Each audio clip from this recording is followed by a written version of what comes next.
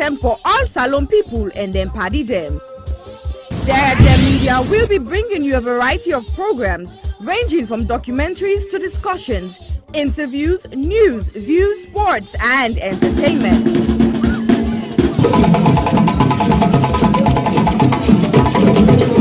Our programs will contain matters on development, governance, the economy, and issues that are of importance to Sierra Leone. So, no left BNO because we get Bebe program then like Salon discussion, meets the ministers, the President's Hour, and the Gladi program. Look me, I look you. All this they start soon na www.sierragemedia.org. Now who's tem these?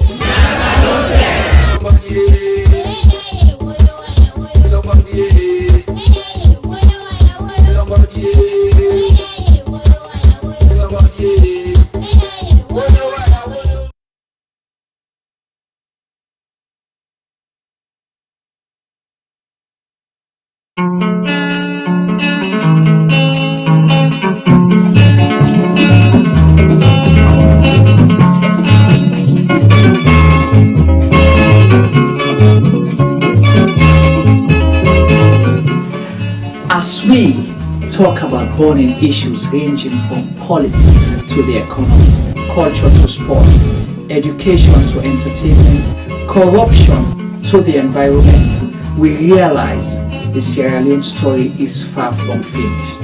So, Sierra Leone Media Production brings you Zooming In. Zooming In is the program that engages everyday people, entrepreneurs, inventors, entertainers, activists, policymakers, and politicians to discuss and debate issues relating to Sierra Leone. Zooming In digs deep into the issues and stories. Zooming In ensures the debate is pushed to another level. Zooming In asks those questions that has never been asked before. So, join us, Chumaba.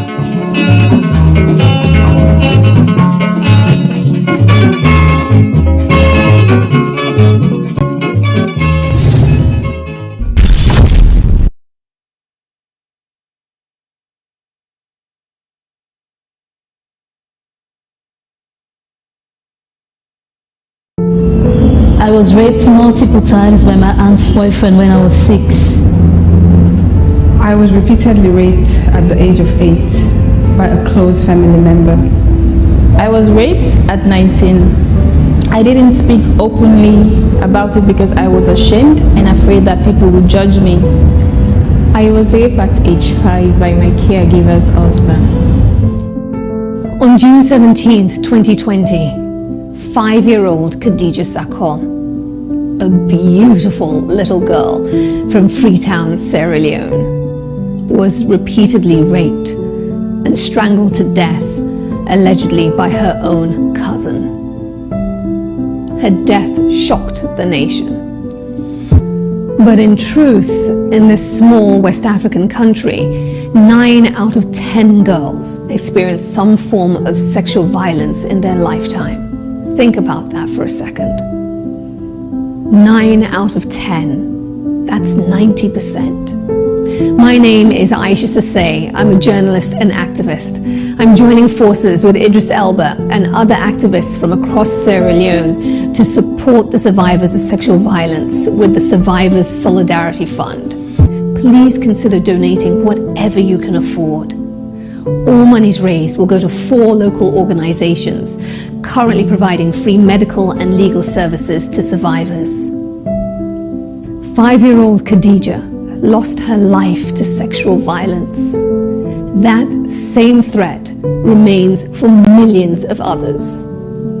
So this is also a call for you to use your voice, your power, to draw attention to an enduring culture of rape. Together, we must end it now. My name is Aisha Sase. I am Khadija Sakho.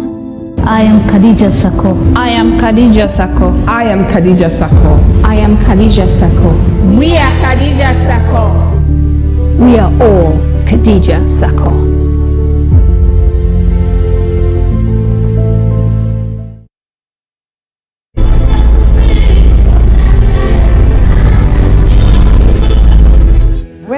young, a lot of things were different. Unfortunately, most of the differences seen now are heartbreaking and are not good at all. Before now, men were strong protectors of the weak, fathers, brothers, lovers, sons. Their mere presence guaranteed the safety of women and children. But what do we do now? Men harassing and raping women. Men sexually abuse little girls. Men battering and killing their wives. Any form of sexual assault, be it rape, sexual abuse, or pedophilia, is a killer to human self-esteem. Women should stop dying in silence. Speak now. The rapist should be stigmatized, not the victim. I think death sentence should be the consequence of such terrible acts. And you mothers, build confidence in your children, put trust in them, listen to them when they make reports, and take necessary actions. Talking of mothers before now, women were virtuous. They were mothers, daughters, and sisters. Nurturing, counseling, supporting their men folks. But now, women are trafficking female children for money. Women are forced to be silenced. All this must stop, and it must stop now. Real men do not abuse, rape, or molest women and children. It is barbaric, unacceptable. Let all real men stand with us. Together, let's say an emphatic no to rape, sexual abuse, pedophilia, and domestic violence.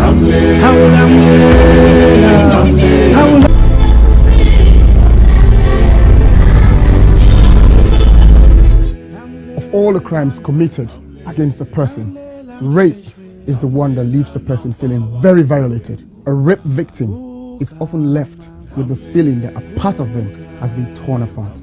To use another person's body and ignore the soul that resides within is one of the most outstandingly shocking crimes that one person can commit against another. Some men harass and rape their women. Some men sexually abuse underage girls. Some men beat and kill their wives. Any form of sexual assault is unacceptable. There must be consent before you act. Being in a relationship is not consent. If they are not sober, they can't consent. Flirting is not a consent. We had sex before is not consent. Silence is not consent. Only an informed, sober, freely given, ongoing and enthusiastic yes is consent. Women should stop dying in silence. A man does not become a real man by physically dominating a woman. A man becomes a real man by loving, protecting, and respecting the woman. Real men do not rape or abuse women and children. Let all real men stand with us. And together, let's say no to child abuse, no to domestic violence, no to all forms of rape, being it spousal rape, intimate partner rape, child sex abuse, statutory rape, date rape, serial rape, and gang rape. We must rise up against this ugly trend. Justice for one, justice for all. All sexual assault must stop, and it must stop now.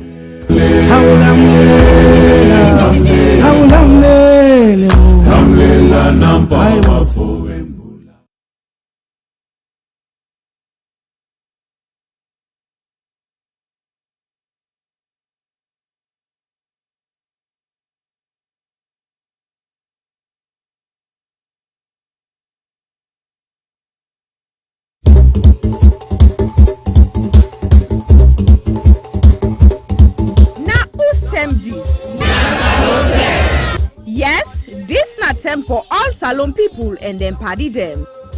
Sierra Leone Media will be bringing you a variety of programs ranging from documentaries to discussions, interviews, news, views, sports, and entertainment.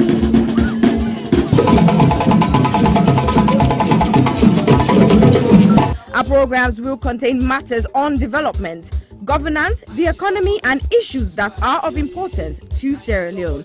So, no left BNO because we get Bebe program then like salon discussion, meets the ministers, the president's hour and the Gladi program. Look me, I look you. All this they start soon na www.sarahjemmedia.org. Now who's tem these?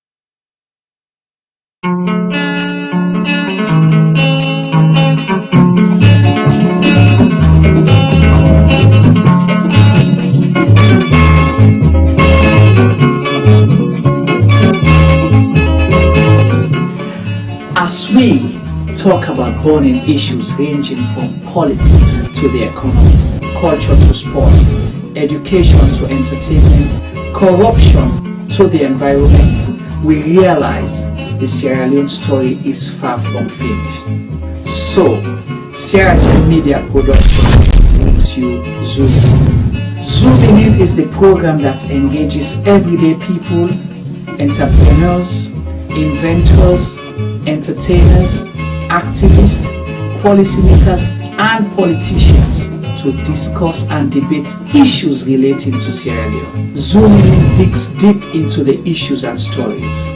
Zooming In ensures the debate is pushed to another level. Zooming In asks those questions that has never been asked before. So, join us,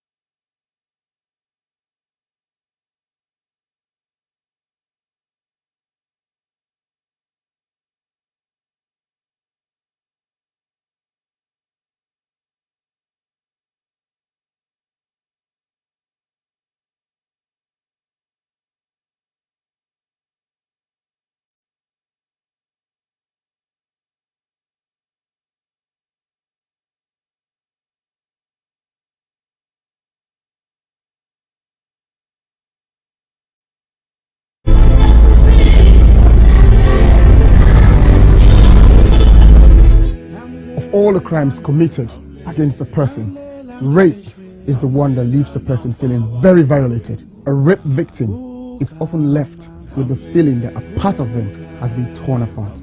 To use another person's body and ignore the souls that resides within is one of the most outstandingly shocking crimes that one person can commit against another. Some men harass and rape their women.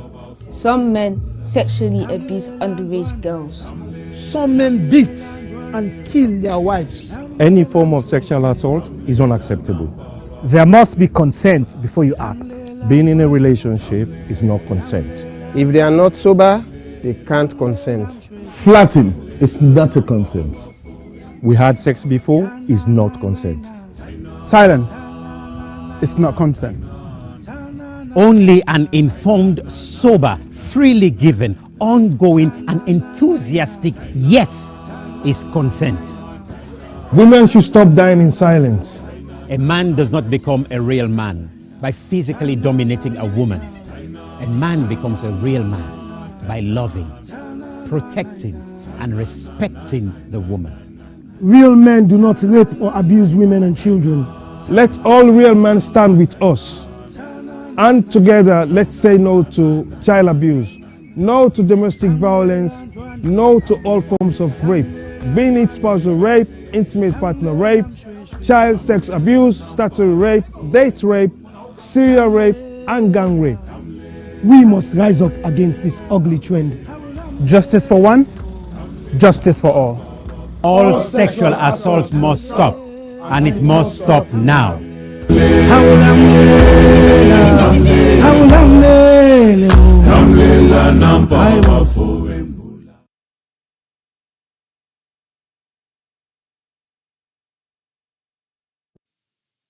Silverstone Beats.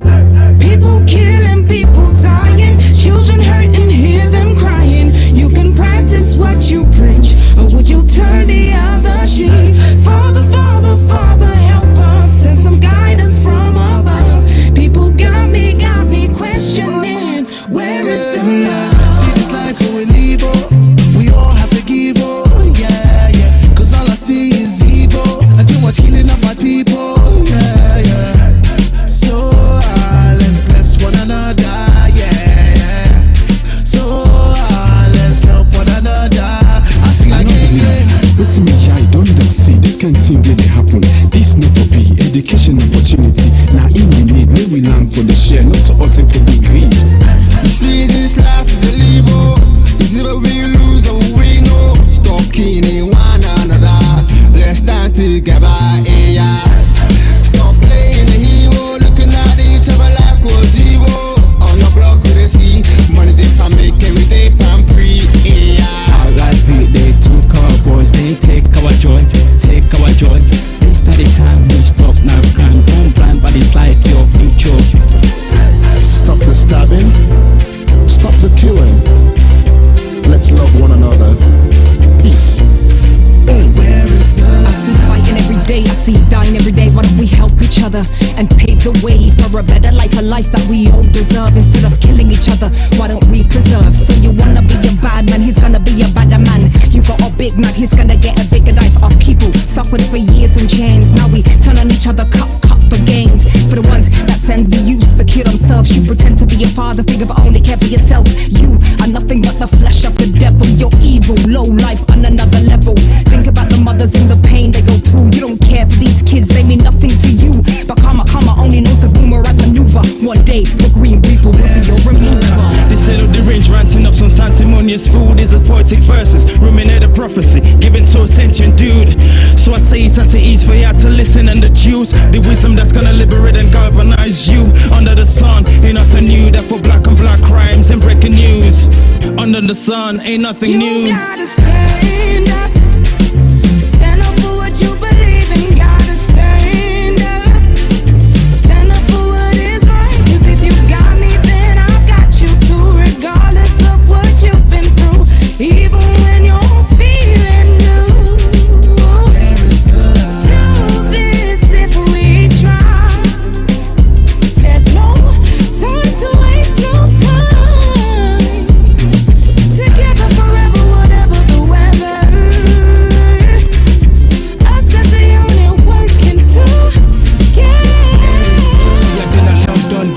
still a tongue. Gonna lift me up, but me hat still a drawn. You will never go far if you don't know where you're from. So I don't do it for myself, I'ma do it for the young. Please tell my brothers, let's do it for the youngest. Why spend a bag on a jumper? Back where you're from, people dying with hunger. With people then they suffer. You then I you the bluff, it's copper. You the game need for change. Let we not get sub. Where's the love? Where's the love, yo? Where's the love? I said, where is the love? Little youth, let's take time. Stop all the knife and the gun crime. Think of the future, paint that picture. Get a youth in the future. Peace gonna rain on me. Peace gonna rain on me. Yeah. Let's stop the violence and come together. Get rid of knives and guns and bomb. Let's be together.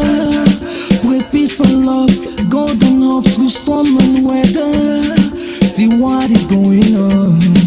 Where is love? Tell me, how do you feel when you see your brothers and sisters lying down the street helplessly?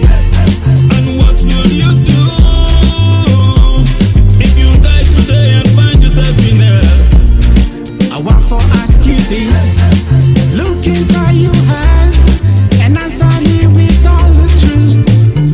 Where you get, whose side the love they? When I left, Bokum and them get nef. If you live by the nef, you will suffer. You know get sense, you know sabi say nef not for butter. Stabbing guys, yeah that's uncool. When it comes to knives, yeah I'm anti. What happened to fighting guys with your hands, G? When you stab a man, it's not one man you stab. Just remember that you stab a whole family. People killing, people dying, children hurt and hear them crying. You can practice what you preach, or you will turn the other cheek. Father, Father, Father, help us, send some guidance from above. People got me questioning, where is the love? Where is the love? Where is the love? Where is the love? The love, the love. Where is the love? Where is the love? Where is the love? The love, the love.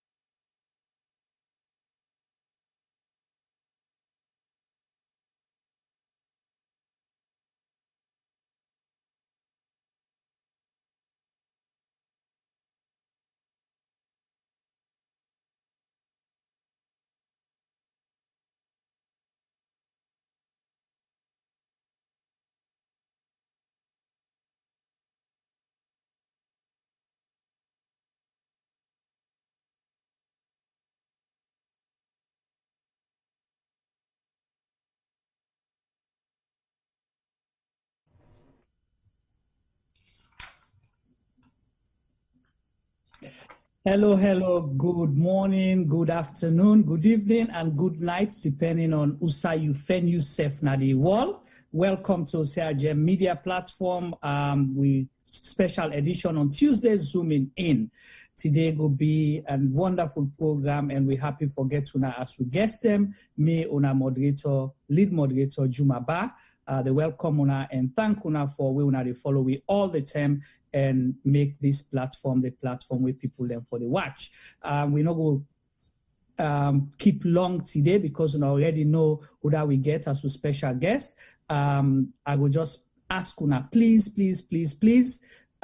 keep the conversation going. I see some people, they say there is no sound, but we will see what's happening with that. Femi is checking that for us. And please make sure you keep the conversation clean and sweet, but make sure it's civil. You know, you can engage, you can ask your questions. Even our guest is not, not a claim say he gets answer to all the questions. He's here to share his opinion, his expertise and experience with we. So we get for make sure say we maintain decorum, but let's keep the conversation lively. Ask you questions, make you comment in a respectful manner. My co-moderator, as always, is Sylvester Tiboy-Dugba. We are on a global platform dependent on technology, and as you know, there is nothing which is 100% guaranteed. So in case on my own side I'm blindsided, T-Boy will step in, the program will go on as always. T-Boy, welcome to CRGM Media again today, and tell me what you look forward to shortly, so we go get we guests introduced and keep the conversation going. Hello viewers, good evening, good morning, good afternoon. Today, welcome like for seeing myself and my guest, but never mind. Oh yeah, because I will accept. I see you 2 hours ago, so you don't say. I know. Welcome viewers, and welcome to meet back again on Facebook. Not by default, but by technical skills. But definitely, we're here to give you all the best that we can.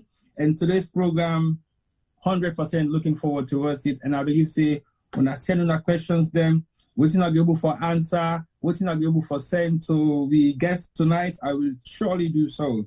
But let's keep it clean. As usual, I'm back again today after I've been absent for how many days, Juma? I think 2 weeks, eh? Right. Well, I was with you guys for the past 2 weeks, but I was not on the chat group. But today I'm here with you guys, keeping the ball rolling. So welcome once more. Okay. Thank you so much, T-Boy, and we welcome you again once more on Facebook. You know, been there for monitor the chat group for you, but welcome. We appreciate that very much. Fambul Dem, we welcome Una again, and we say we get a special guest for Una today. This now individual Sierra Leonean brother, a friend, a papa to so many people, but also he's a technocrat way done day in public life for a long period of time, and now he's a politician for one of the leading political parties in Sierra Leone, and we now Dr. Samura Kamara. He also was the presidential candidate for the All People's Congress during the 2018 elections. He did with me today. We can talk to him about a range of issues. Hopefully, we're going to be switching our conversation to English where the interview start, because we have a mixed audience and we are streaming from another platform which is mainly monitored by non-Sierra Leonean speakers. So please forgive us. We'll be interchanging, but possibly most of the questions will be posed in English for today. We hope you'll understand with us. If you want follow, we translate for you. We will do that so also. We get Femi Palmer behind the scenes. He's our technical guy, and he'll be coming close to the end of the show to say hi and then give you his last word as always. Dr. Samura Kamara, welcome to CRGM Media Platform. We're happy to have you. We've been chasing you for over a year now, trying to get you on our platform, but we understand you're a busy man, so much to do, but we appreciate your time today, and welcome to CRGM Media. Please say hello to our viewers. Good evening, viewers. I'm calling in from Freetown, Sierra Leone.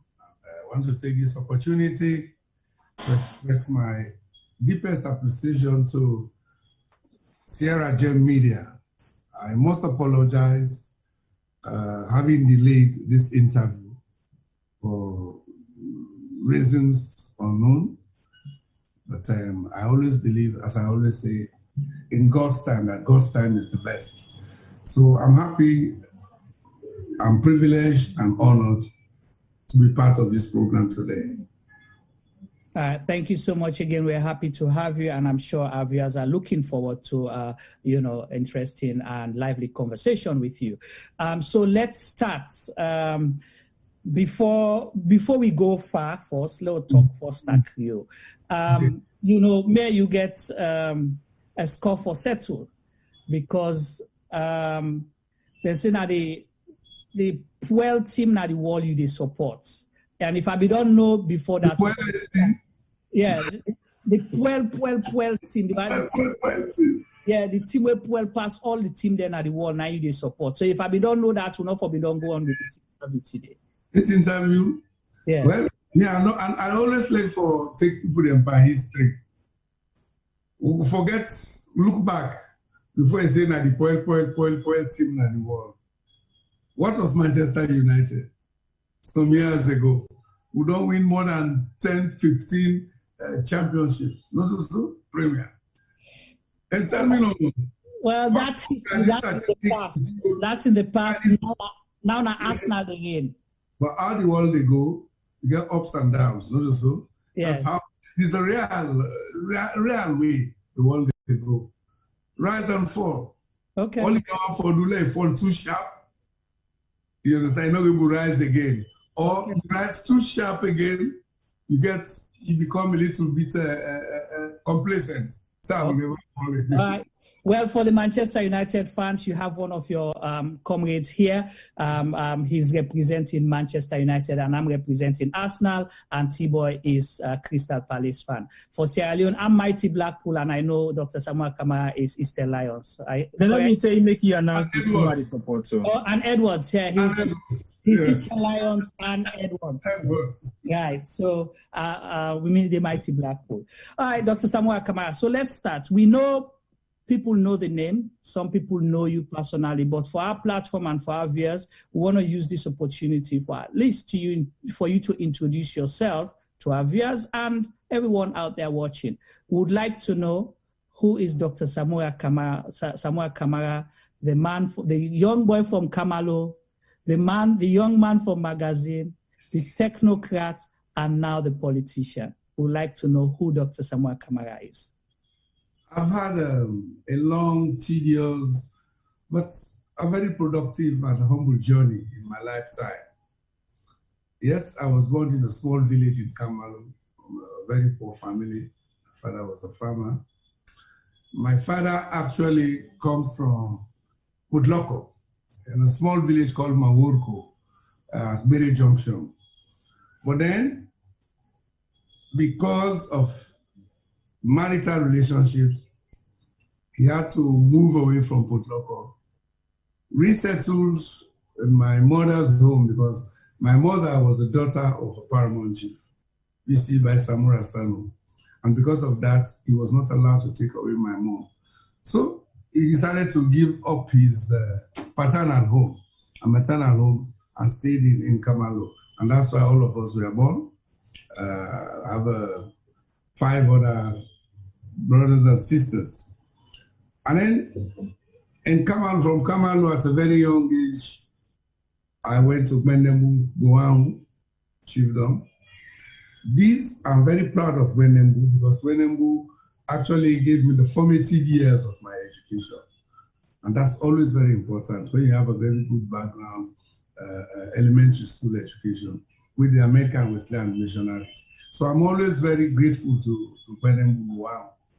And then from there, I left and went to Bo for high school, St. Andrews Secondary School, where I stayed for 5 years. And then from St. Andrews Bo, after my GC O-levels, I came to St. Edward's Secondary School in Freetown to do my A-levels.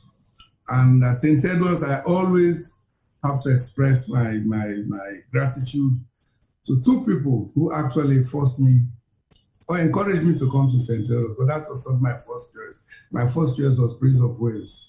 When I came, by stroke of luck, I met Dr. Abbas Bundu, who is now speaker, and then Paramount Chief from Mambolo, Sumanu Kapen. These 2 talked to my uncle the day I arrived and said, no, this man should not go to any other school than St. Edward's, because he also came from there. And the next day, they took me to Father O'Sullivan, introduced me, saw my results. Automatically, I got a scholarship by the school first before government came later, and then St. Edward's. Now, after St. Edward's, I went to Froby College, where I had a second-class degree in economics. And then in 1972, I joined the central bank as an executive officer. I was there until 1979 when I left for the UK to do my postgraduate studies at the University of Wales in Bangor, financial economics. I did my master's. I came back in 1980, and in 1983, I left again to go and do my PhD at the same university. I left there in 1987. I came back, joined the central bank. Now, since then, I've been in public service over 45 years, up to 2017. At the public service, I served the central bank for many years. And then from there, I left and joined the Commonwealth Secretariat in London as an economist. And then I came back in 1994 to Sierra Leone. In Sierra Leone, I was given responsibility of managing an IMF World Bank Structural Adjustment Program, the Ministry of Finance. So I also doubled that up as a financial secretary. So I was there doing that job. That was a coup, unfortunately, in 1997. Then I left and ran away and went back to the Commonwealth in London. I was in Commonwealth until 2001 when I rose up there as the chief economist officer. Then President Kamara sent again for me, and I came back in 2001, again in the Ministry of Finance as financial secretary. So during that 5 years, we did quite a lot. I'll come to that later to give you the path, economic path of Sierra Leone from 2002 to where we left off from 2017. And then I sojourned also at the International Monetary Fund, IMF, as alternate executive director 2006 to 2007 because I had to cut it short to come and join President Ernest Koroma after he won his elections. Not many people would have done it. Living a developed country, a good job, good accommodation to come back here, you start earning millions. This sort of thing, a lot of sacrifice. But I must tell you, it was very fulfilling. It was a very fulfilling transition. So I don't regret it at all. Because I was not chasing money, I was not chasing fame. I was chasing to be of good service to my people to Sierra Leone. At that time, it was a post-conflict. So we managed, I've been through this country managing an economy that is out of conflict, an economy that was in conflict, right. An economy that is now post-conflict.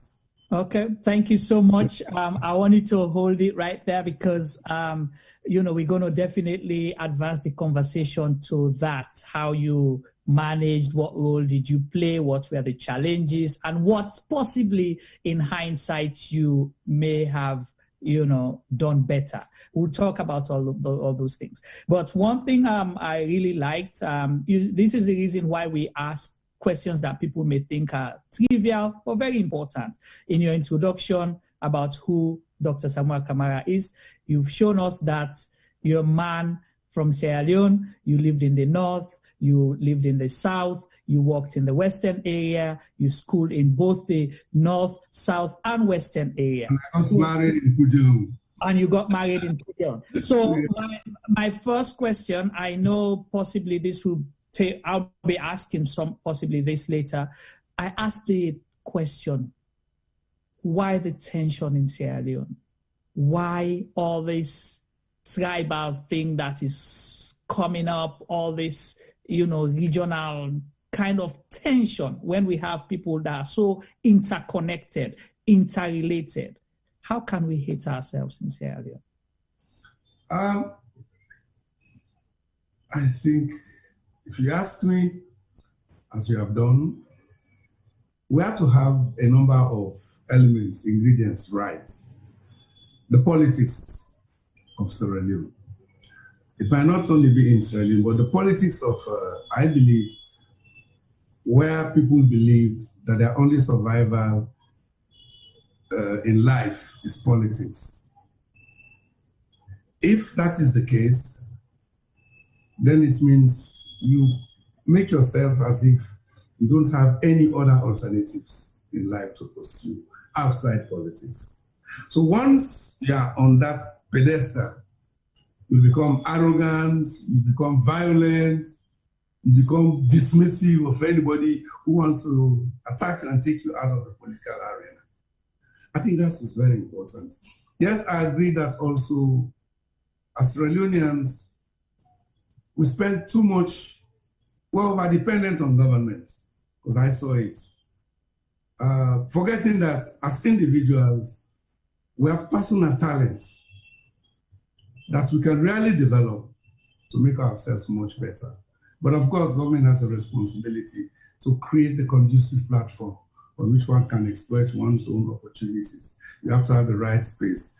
The judicial system has to be right, has to be protective. The legislative system has to be right. And then, last but not least, our mindset.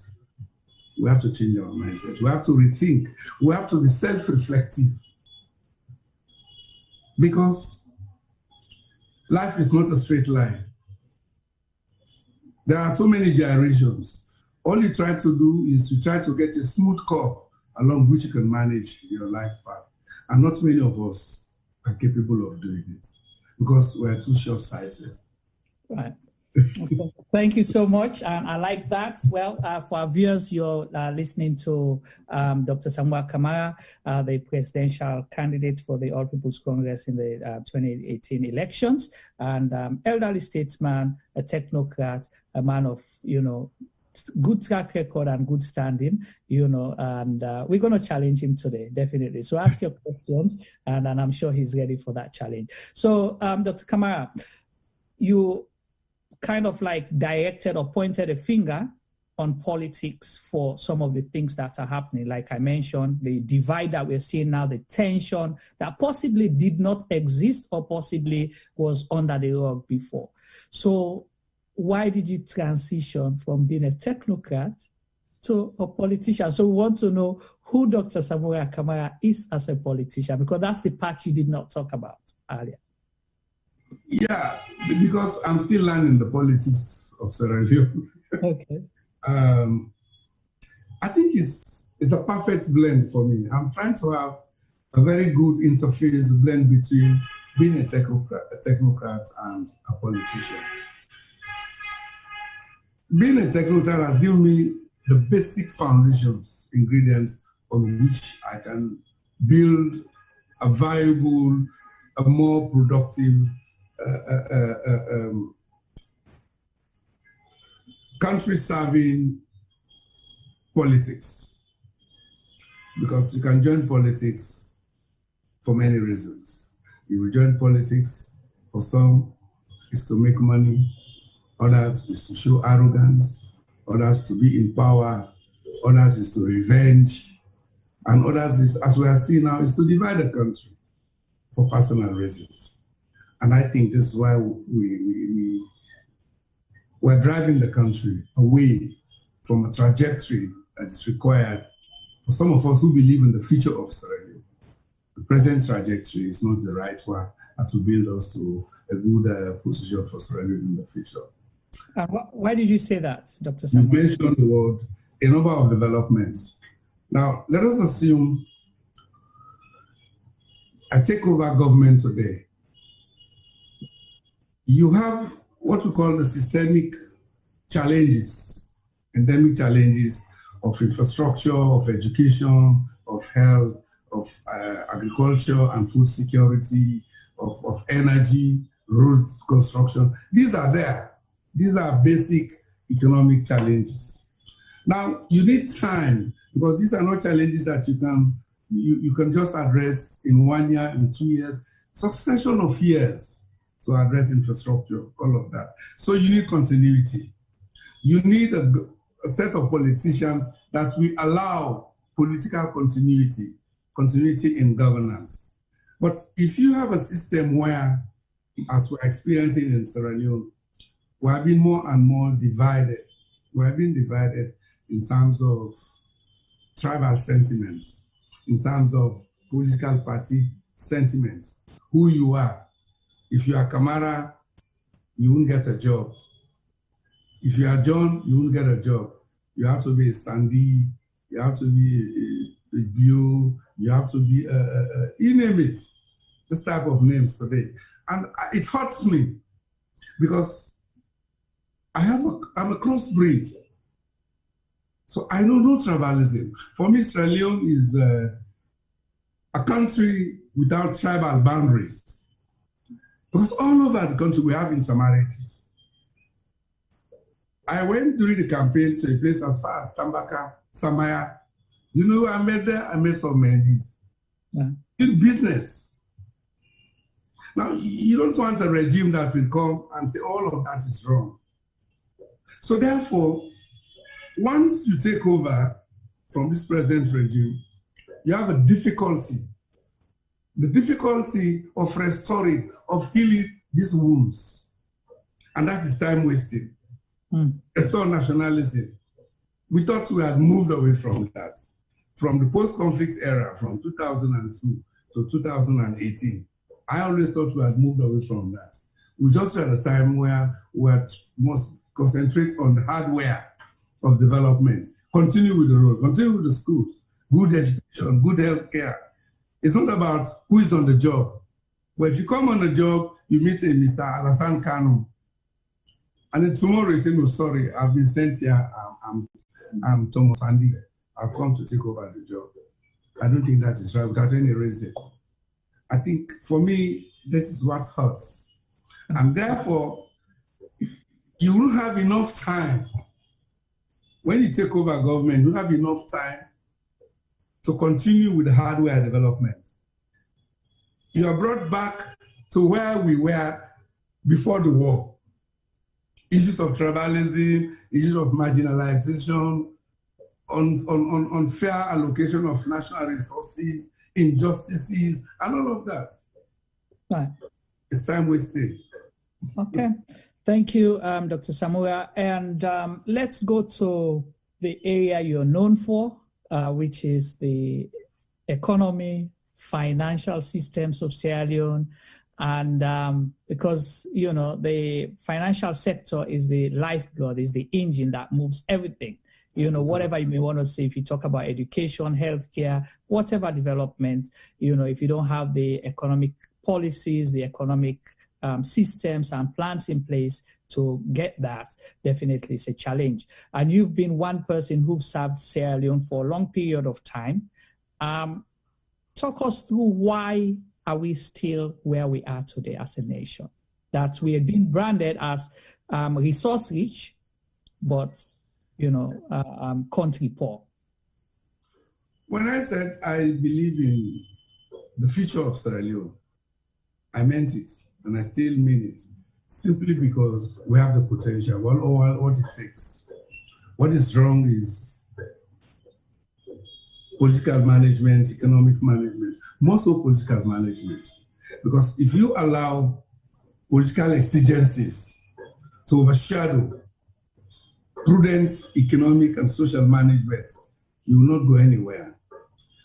I've been fortunate enough, thanks be to God, to be in the management of this economy since I left university in 1972. First in the central bank, I was dealing with monetary policy and all that. During those days, we were providing serious input even into the national budget. These are the time we were doing cash budgeting, not, you know, we're doing cash budgeting. Today, after that, we moved on to the first decade after independence. It was a very good decade when you look at the economic history of Sierra Leone. We got everything. We inherited good reserves, a roadmap to move forward. Okay, it may not have been the perfect roadmap, but we had a disciplined roadmap. But then, I think we wasted some time. We spent time to enjoy what we inherited. Okay, those who were there at the time, because I wasn't there at the time, because we had this transfer of political administration, public administration, from the colonial masters to the indigenes, to the Sierra Leone. I don't know whether we had enough training, but I think that interface really was was disturbing. We were not very prepared.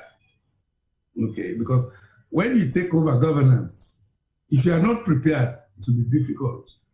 You will need another 2-3 years to prepare yourself. By the time you realize you have only 2 years to do something. Okay. So then, after that, we had the 70s. In the 70s, we are growing at about 6%, not too much, but it was good. 3%, 4% sustainably, in a sustainable manner. But then we had the crisis, inflation, the oil crisis, which just spiked inflation. It affected the whole world. Right. Small economies like Sierra Leone could not adjust. And then we had the era of structural adjustment programs in the 80s and part of the 90s. Again, we did not understand those programs. And that even today, it's only today that those institutions that brought those programs are beginning to realize the limitations of currency devaluation. Why would you do it when an economy cannot even produce, cannot even export? You first come to devalue a currency by a very big margin. Why? Because by that, you want to make imports very, very expensive and exports cheap so that people will get money and then this sort of thing. So we have these problems. Managing the economy under social adjustment programs. Social adjustment without a human face. And then the 90s. By the time we entered the 90s, we had a civil war, which was an unfortunate hiccup in the trajectory of Sierra Leone's development. And that lasted until 1996. We had a break, we have elections. 1997, we went back to the war again. So there was instability all of this time. And then we entered the new millennium, the 2000s. 2002 to 2005, after we signed the agreement, when I came back, what did we do? We spent more time on governance issues. All these institutions you can see today, whether it's NACIT, whether it is decentralization and local government, whether it is NRA, national procurement, all of these so-called governance institutions were established during those 5 years. And it was necessary at the time because if your governance architecture is not right, those days donors will not come to you because you are operating under World Bank public fiscal management indicators. Okay, so we had that. We did very well, I think, for me, by my estimation, in terms of that, because that was the time we did serious public financial management reforms during that period, serious. So that when we entered 2007 to 2012, 2017, just when we had the time to go into the hardware of development. And you can see that in the roads, schools, the hospitals, because there was time. Right. Although perhaps could have spent some time also to review, but they could not do the two together. As long as they were managing themselves reasonably well, you didn't have to tamper them. If it's not broken, why fix it? Okay. So we moved on. Now we have entered a new path. Now you'll ask me growth in terms of economic growth.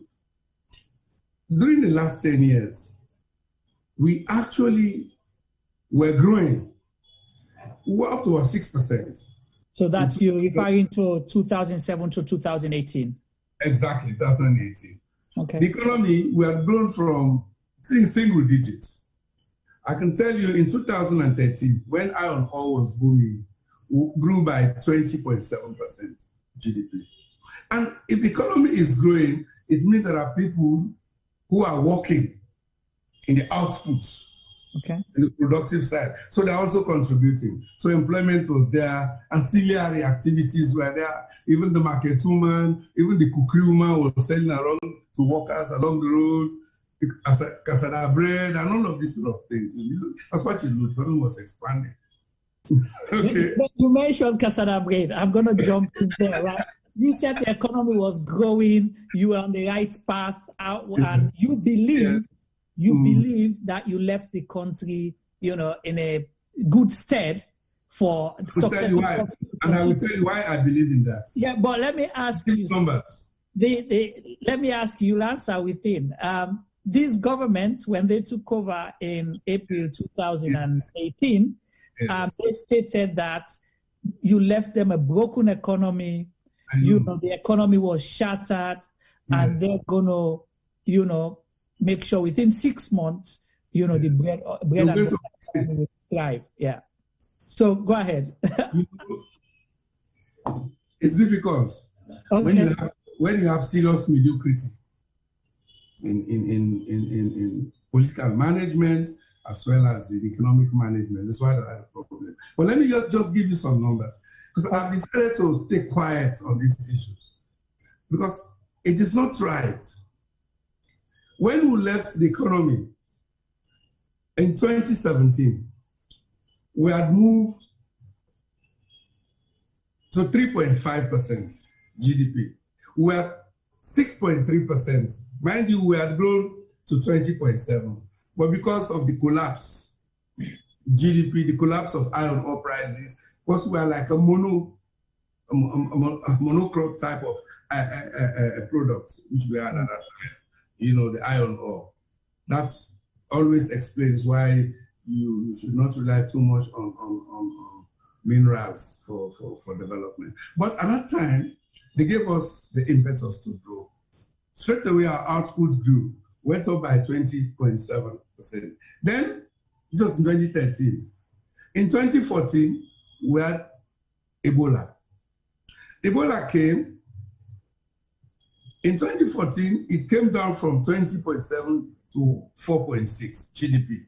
And then by 2015, when Ebola really, really struck, we came down by minus 20.5%. Now, I always give the explanation that if you had risen up to 20 floor, and then something happens to you, you came down from 20 to 0 to minus 20 floor again, right on the ground. Wow. So you're crippled and you're going to start all over. That's what I'm telling you. So we were there for 2015, but we managed. In 2016, we recovered to 6.3. In 2017, it came down again to 3.5 because of the prices. After the Ebola impact, we started with international prices. You know what has happened? We left the economy at 3.5, around 3.5 per annum. Up till today, we're around 3.5. Why do you think we're stuck there? Well, I don't know. They have to explain. The difficulty, or what they have not explained, is that if you tell me the economy, GDP growth suffered by 3.3% according to the minister's latest budget, 3.3% in 2019 because of the COVID-19. Which means the economy has not suffered as much as it suffered when we had it under Ebola. What if it were Ebola figures? Would have been sunk by now. So when you are talking about those who are saying a battered economy, a broken, they did not understand. And that's why they found it very difficult to explain about the bread and butter, but they don't understand what bread and butter issues are. So that's why. What are the bread and butter issues? You know, I have to be economical with what I say, because I'm also a contender. Because if you give ideas to somebody who would listen, I have a service. But if you give ideas to somebody who says everything he or she does, this is the first time, this is the best in this country, you cannot compare. You cannot. You have no basis to compare. And if you are comparing, you are not comparing justly. So again, in 2023, when we take off, you know the product challenge? We have to restore the truth. Tell people the truth. It's not easy. We thought we were telling the people the truth. We are transparent, we are accountable. But when you have a system that comes and becomes very, very, very selective, chasing people, if it's not Samura Kamara today, it is Alpha Paulo Conte, it's not Paulo Conte, it is John Cisse, it is John Ernest. All of this type of thing. We are not governing. There are more fundamental issues to push Sierra Leone forward. We are not governing. We are chasing people. What if all of us, those who are being chased, will disappear today? You think other people will not come back? It's a generational change. What you do is you just hasten it wrongly. But it's a generational change. There'll be more Samura Kamaras. There'll be more Ernest Koromas who will come. You know. So economic management requires a clear distinction between political exigencies and livelihood policies to improve livelihoods. And there you have to be very straight, you have to be very inclusive, because if we are not inclusive, nobody has a monopoly. You cannot say the best people in this country come from Southeast. I worked with Southeasterners all my life, all where I worked. I never touched them. We work together, you know. So I'll ask you that question specifically for the ministries and, you know, departments that you headed. The government, again, you know, when they took over part of the GTT reports, you know, they stated that, you know, they're replacing people to have an inclusive government because the APC was, you know, biased to Northerners. You know, APC only hired Northerners and all of that. What do you have to say, you know, for the ministries and department that you served? It is not, I think anybody who is there today will see the difference, whether it is in the central bank or in the Ministry of Foreign Affairs or at the Ministry of Finance. I never had any travel passion because I'm Timney. First of all, most people think I'm a Timney, I'm a local, I'm a Limba. Some people, when I talk, a few days ago, they said, Samura Kamara na SLP. Because a wife come up with you. Now, when you have this type of explanations, it tells you that we have to stick to the truth. Tell people what you want to do for them and how you will do it. Like today, I was listening to a debate on a new policy. They say policy on decentralization and local government. Right. And it's disturbing somebody to stand there and say, oh, that was the law, there was no policy. You must have a policy framework before even you build the law. How can somebody come say, I just think of a law overnight? What type of consultant is that? Oh, there was no policy. Right. You know, there must be a policy framework. On that basis, there must be consultations. You expand, and then you now develop a legal dimension. Right. Okay. So let's talk a little bit about the issue of corruption, which is the big elephant in the room. And of course, we know, again, the present government's campaign on corruption, you know, they came, you know, they said, you know, no sacred cows, and they're going to hold everyone accountable. Most recently, we watched a Al Jazeera interview wherein President Mathew acknowledged publicly, internationally, that, you know, corruption is endemic in Sierra Leone. Even he himself is corrupt. And I'm happy he accepted. Sorry? Begins at home. Sorry? Charity begins at home. Right. So, what do you have to say about corruption? And you, as well, have been accused of corruption. They said, you know, according to the Sierra, I don't know whether you stole or you amassed 31 vehicles that you have. No, they don't say I amassed. They said I did not. Unexplained wealth? Not unexplained wealth.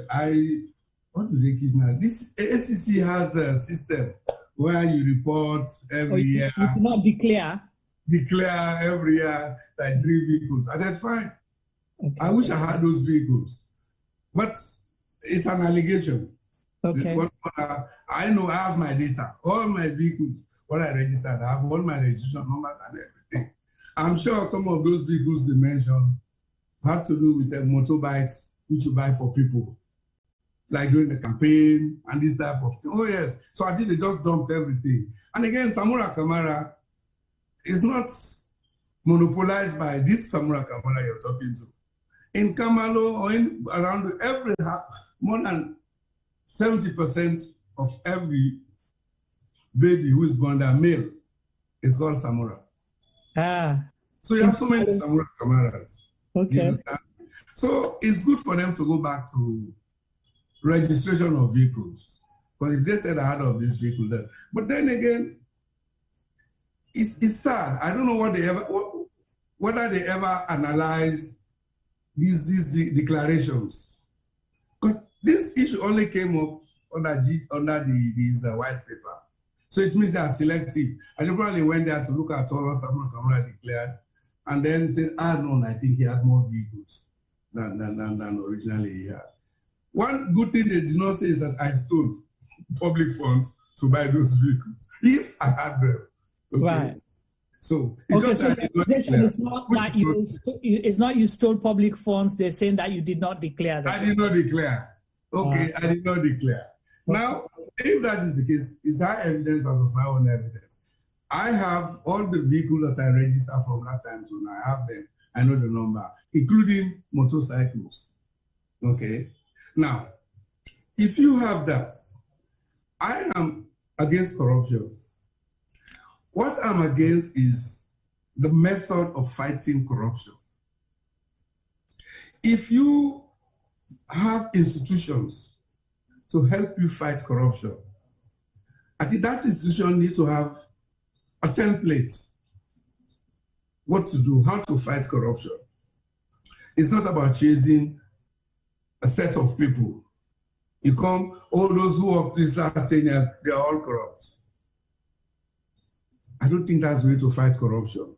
Go back, look at your systems, look at your rules and regulations, look at your processes, look at the very institutions that you set up to manage aspects of corruption. You have ACC, you have the judiciary, you have parliament, you have national procurement unit. You have all of these very institutions. Are they working? Or, for me, they're increasingly being politicized.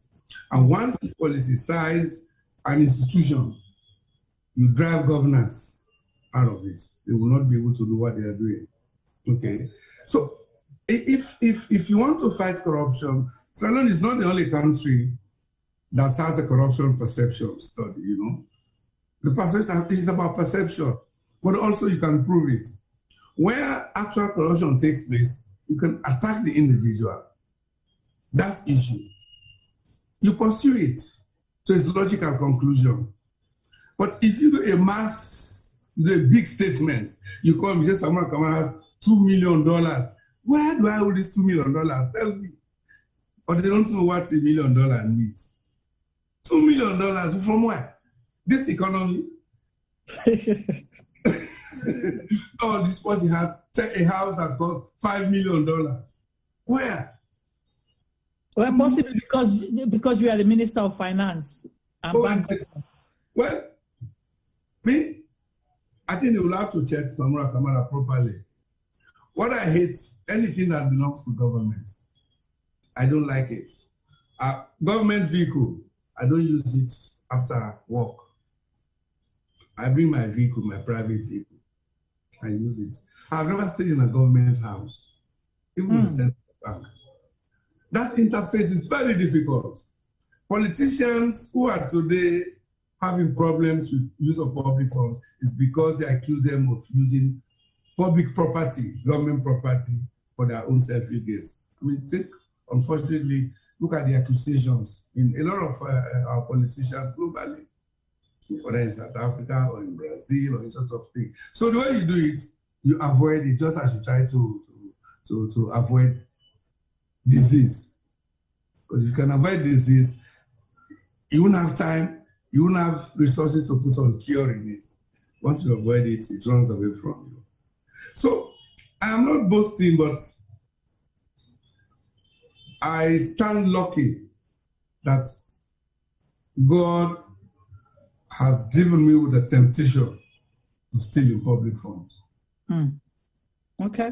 Well, we'll hold you to that. We hope someday we'll come back and sit and see that you lead by example, to ensure that, you know, not to politicize the fight on corruption and to lead how, you know, public officials should conduct themselves in managing and using public property. Because like you say, that's very important as well. Let's go. I'm going to be going to T-Boy shortly to check the chat group for us to see if we have any questions and comments.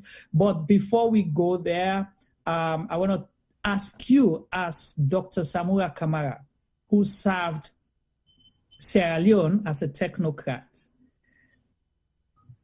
what did you think you have contributed? As if you can close your eyes now, they wake you up, Dr. Samura Kamara, tell me 2-3 things that you've contributed to move Sierra Leone forward. And then possibly in hindsight, what would you have done better? First of all, it is very difficult to manage an economy in war and sustain it. Okay. Now, when I joined the Ministry of Finance in 1994, the war was at its highest. But we managed to have an IMF World Bank program because it was only that helped sustain the population that was running away to safety, to freedom. So we convinced IMF at the World Bank. So we had those programs. Then, unfortunately, we had elections, which helped us. We thought we were getting back to democracy. Unfortunately, in 1997, we had another outbreak of the war. And then 1998, massacre. Okay. Now, I just told you that period of 5 years under President Kamara, it is a period that was dedicated for addressing governance issues, public financial management. Because those were the days when it was difficult to have transparency, to see accountable financing. But with the help of the World Bank, the IMF, the African Development Bank, the Commerce Secretariat, most of our donors, we had the most comprehensive public financial management reforms in this country during that period. And in each one of them, I can stand there and tell you when it was established. I can give you the synopsis, the ABCs of how, say, National Revenue Authority, for instance, how it was established, what were the problems, how NASIT was established, why we established it. Even the transformation in the Ministry of Finance and the Accountant General's Department. We did all of those. I left, came to the Central Bank. I did the very first ever strategy on monetary policy, banking, monetary policy, financial sector reform. Why we started talking about financial inclusion, we started talking about the financial gap in development financing in the country, the role of the banks, how we must encourage the banks to come in. I left there. I left that mark. I came to the Ministry of Finance. We continued with the developmental aspects. I'm sure the examples are there to see. The roads, hospitals, the education, even social life, even space. Because if you don't have space, prudent space, you will not do business. Okay? Created a liberal space with proper regulatory controls. Okay? And then I left the Central Bank and came to the Ministry of Foreign Affairs. For the first time, I developed a foreign policy strategy. So there was never a foreign policy strategy before you? Never. And they made an attempt. What did that policy entail? They made an attempt. I shifted the emphasis from political diplomacy to economic diplomacy. Because in my travels, I realized that those countries, especially in Asia, that have developed foreign affairs, central, and the Ministry of Commerce. So therefore, economic diplomacy is very essential. But this is what opens the country to the rest of the world. You don't go in an embassy just to be attending receptions, parties, smoking cigars, and this sort of thing. So we changed. We do not afford foreign policy. And if you go there today, I work with the same guys who I met there, whether it's the Dwight, whether the Andulunges, whether it is the Kukumus, all of them. Until I left there, we all worked together. I didn't ask where they came from, which party they belong. No. Even if I knew, as long as you deliver. Identity was not your criteria. No, identity was not a criteria. It was output. It's output. It was difficult in other circles because I was being criticized as you. Blah blah said no. I have to defend them, and I defended wherever I went. You know, we worked together. That's why, honestly, I was bitterly shocked about what happened to the GGT report about finance. The chief architect, who is now the financial secretary, a guy who worked with me for over 10 years. We developed finance, all these pillars I'm talking about. We were working like a family, one national family, not one tribal family. Working like a family. And if we don't get back to that, it's difficult for Sierra Leone to move forward. No, we have to get back to that.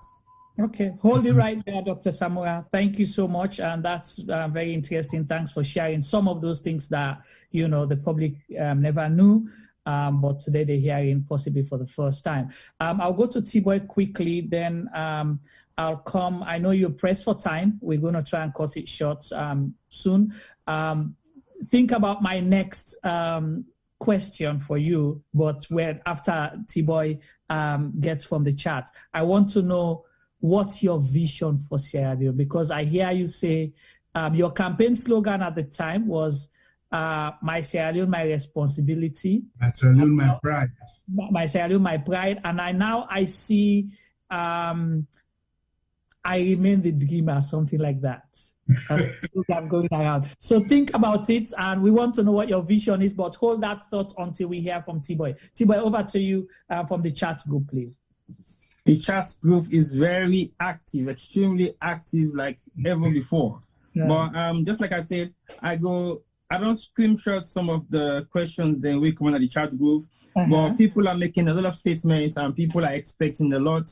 And so they're still 2 or 3 key questions then we possibly not on discourse. Then definitely I will have to do that. And one of which it would be, the person says, my question to Dr. Kamara, if he had won the elections, would he have done any corruption investigation against his own party? Because if he is really honest, corruption was rampant under the APC. That's one. And just like you said, I have to rush through what I can see. And the other says, Dr. Samura Kamara, if you were the president of Sierra Leone, what economic policies you would put in place to kickstart our dying economy? And the next one will be on that list. There are so many of them. Juba, you have given me a tough task now to select you. Do those three, then possibly we'll see if we have time to squeeze a couple more later on. Okay, I will do one more from my list. And it says, Dr. Samura, can you tell us about the Sierra Rutile deal and how do you feel for the cancellation of the Mama Airport? I think I will leave those 3 for now and they will be able to come back and do the rest. But like I said, there are lots of questions and you just put me on the spot to select the best 3. If you had told me that earlier on, I will have definitely gone through the list and select more. Yeah, I'm sorry about that. We'll keep checking. Possibly if there are others. I will definitely keep checking. Definitely. Yeah, let's give Dr. Samura Kamara an opportunity to answer those 3 from the public, and then we'll go to the vision for Sierra Leone. His vision for Sierra Leone. I on the corruption, what I would have pursued corruption activities under the APC. I just said that. Corruption does not help development. But the way you fight corruption can also undermine your aspirations, development aspirations. I'm sure, personally, I've not established a commission of inquiry. But that's not the way to go. Okay. Especially where it is selective. But you can attack individual cases where there's clear evidence. You can pursue those to their logical conclusion. There are certain area activities, and I'm sure the public will tell you. That's why the ACC is for. I will give full support to the ACC. You understand? I will not interfere. I will not interfere with the ACC. I will not interfere with the ACC. You understand? I will not do it. I will not really not do it. But ACC have already been strengthened under Ernest by Koroma. They have investigative powers, they can go to court, they have that judge. I think you just build on that. Give the ACC job to do. It is their job. I'm not going to give you a case, a matter to investigate as a president. No, it's your responsibility because you have to rely on the public. You must have your own information mechanism. That's what the ACC is for. Mm-hmm. That's what this is for. Honestly, I always say this.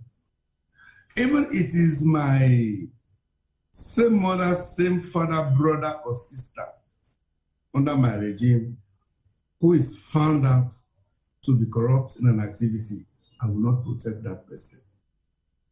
I will let you serve the punishment. Then after that, I go and say, sorry, I'm sorry, what happened to you, but now God, it will change. Later, I will do it, but I will not interfere. Right. You understand?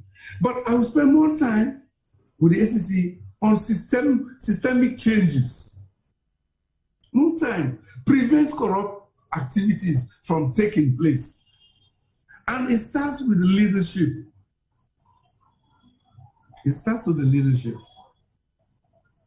When ACC was strengthened by Ernest Koroma, I think we have just built on that. Right. We are just continuing to build on that. Continue to strengthen it further. But then to come and establish a competing institutional arrangement like Commission of Inquiry, always, they are never good.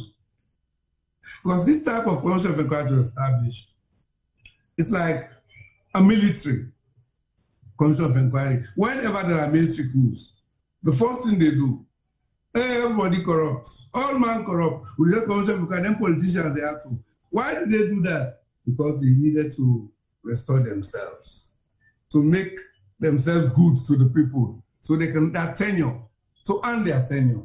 Mm-hmm. So this is why I don't think it's always the right way. We don't have a Commission of Inquiry. I've never seen anyone that has really been productive. From problem to one problem, this sort of thing. And then somebody is telling me about Mama. Yeah. You know, it's an unfortunate. Yeah, people want to know the comparison between the Mamama airport and now the new tarmac or a new terminal. Terminal, yeah. It's difficult. The Mama is much, much bigger, far bigger. The dimensions, dynamics of Mama are far bigger, larger. Mama was a transformative project, social, economic, political transformation of this country.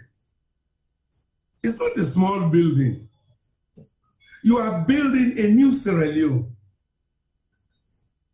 In the space of Mama would have extended all over the country in terms of ancillary activities, employment, so many things. And it was not true that you are building Mama because you want to close Lunge. No. How many countries do not have 2-3 airports? They have them. Right. You only have to have a transformative project, a project that will change the lives of people, that will develop communities, change communities.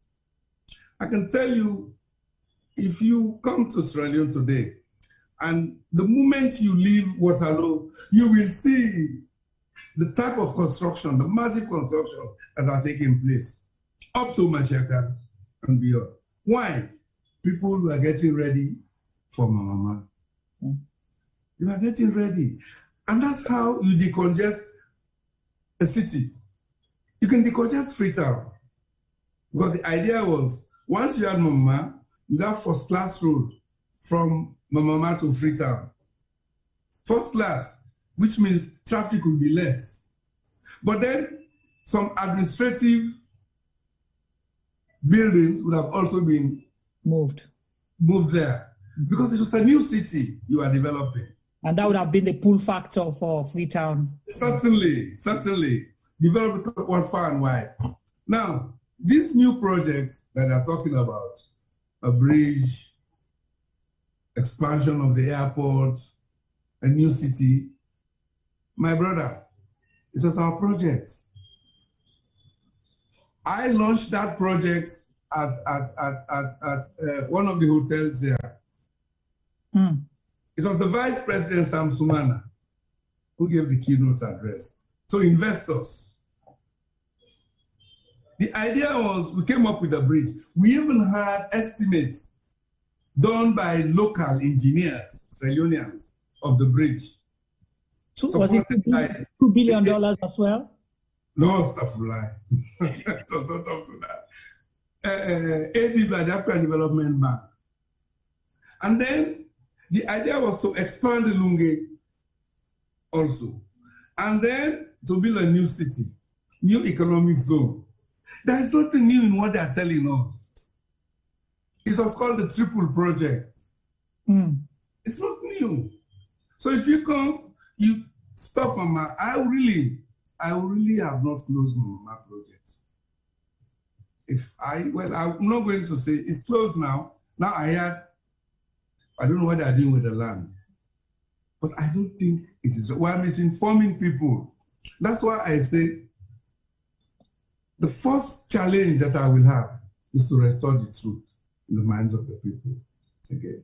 I would not have done it. Economic policy coming forward. Now, according to the minister, the economy was down by 3.3% GDP because of Corona. So the first thing you do, you have to restore economic recovery. The economy has to be restored. You have to recover. But the way you recover is not about rushing, making fatal promises. You don't build an economy in 1 month, not even 5 years, not even 10 years. For you to come and say, I've inherited a broken economy. When I come, I'm going to revive the economy in 6 months. I think people just don't understand what economic management is. There are so many dimensions that you have to look at. We have lost mineral sector. You have to do something about the mineral sector, but it's why the jobs are also. That's why technical skills are also developed. We lost the two big companies, the one at Bumbuna and the one at Lone Star. Those that are surviving, they are struggling. The rutiles of this world, bauxite, they are all struggling. Right. You have to rethink, you have to sit with them. Ask them, how can we revive? We have to revive iron ore. Luckily, the price is picking up now. Demand is picking up. So we have to. But we have to do it intelligently in a prudent way. Infrastructure.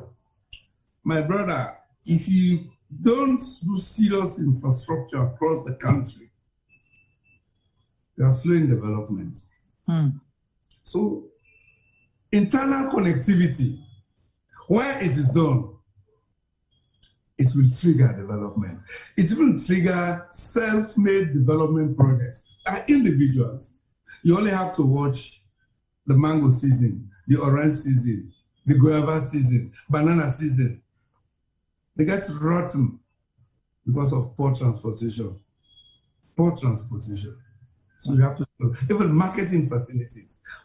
I always feel sad when I travel and I see these people at Waterloo, the way they're spreading their vegetables on the floor. I don't like it. It's not right. So you have to look at infrastructure. You cannot ignore infrastructure. No one can say, road do they eat. But It's an impetus for development, good infrastructure. You don't travel. Most of we all now, both in government, both in the past and now, they all don't travel overseas. For somebody for can say, if I win tomorrow, next day, and they broke down the toll road. Toll road is part of economic management now. Right. Okay. All right. So financing is a financing instrument. An infrastructure financing instrument. Right. Once it's done properly, you can do rapid infrastructure development. But it's an accepted international instrument. Thank you for that, Samura. And then that will lead me to my question. Say, I don't know whether I will ask you that first or ask you last. I go ask you last, but your intention. But I want for no, because you've served, I could say, for a good number of years. Yeah. Public life, now a politician. What is your Samura Kamara's vision for Sierra Leone? Every good leader. Yeah, go ahead.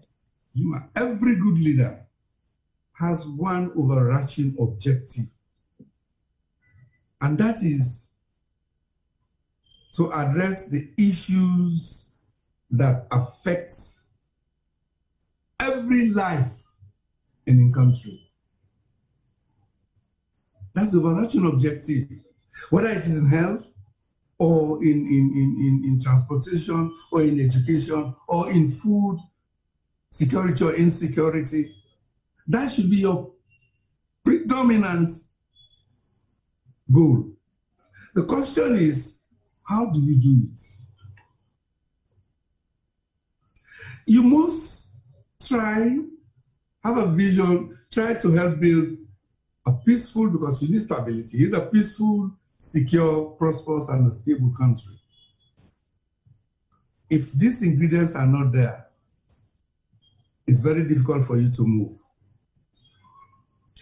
I have a vision to lay the foundation, the solid foundation. I not say I go build, make a move. You have to lay solid foundation because of the period of governance, because of the challenges. You must be capable of laying a solid foundation for high sustainable growth and the eradication of extreme poverty. Okay. In this country. You must have that as your vision. And what does it mean? It means you have to provide economic opportunities and social opportunities what all man will use to invest potential. And in doing so, you must create the space. The role of government is to provide strategic direction, strategic guidelines, and provide strategic space for all man for operate. I don't say not for control, you have to control, but do it in a strategic manner. A way by the time you're done, you have developed the basis for a stable, vibrant, and then a safe country for both indigenous as well as for foreign private investors.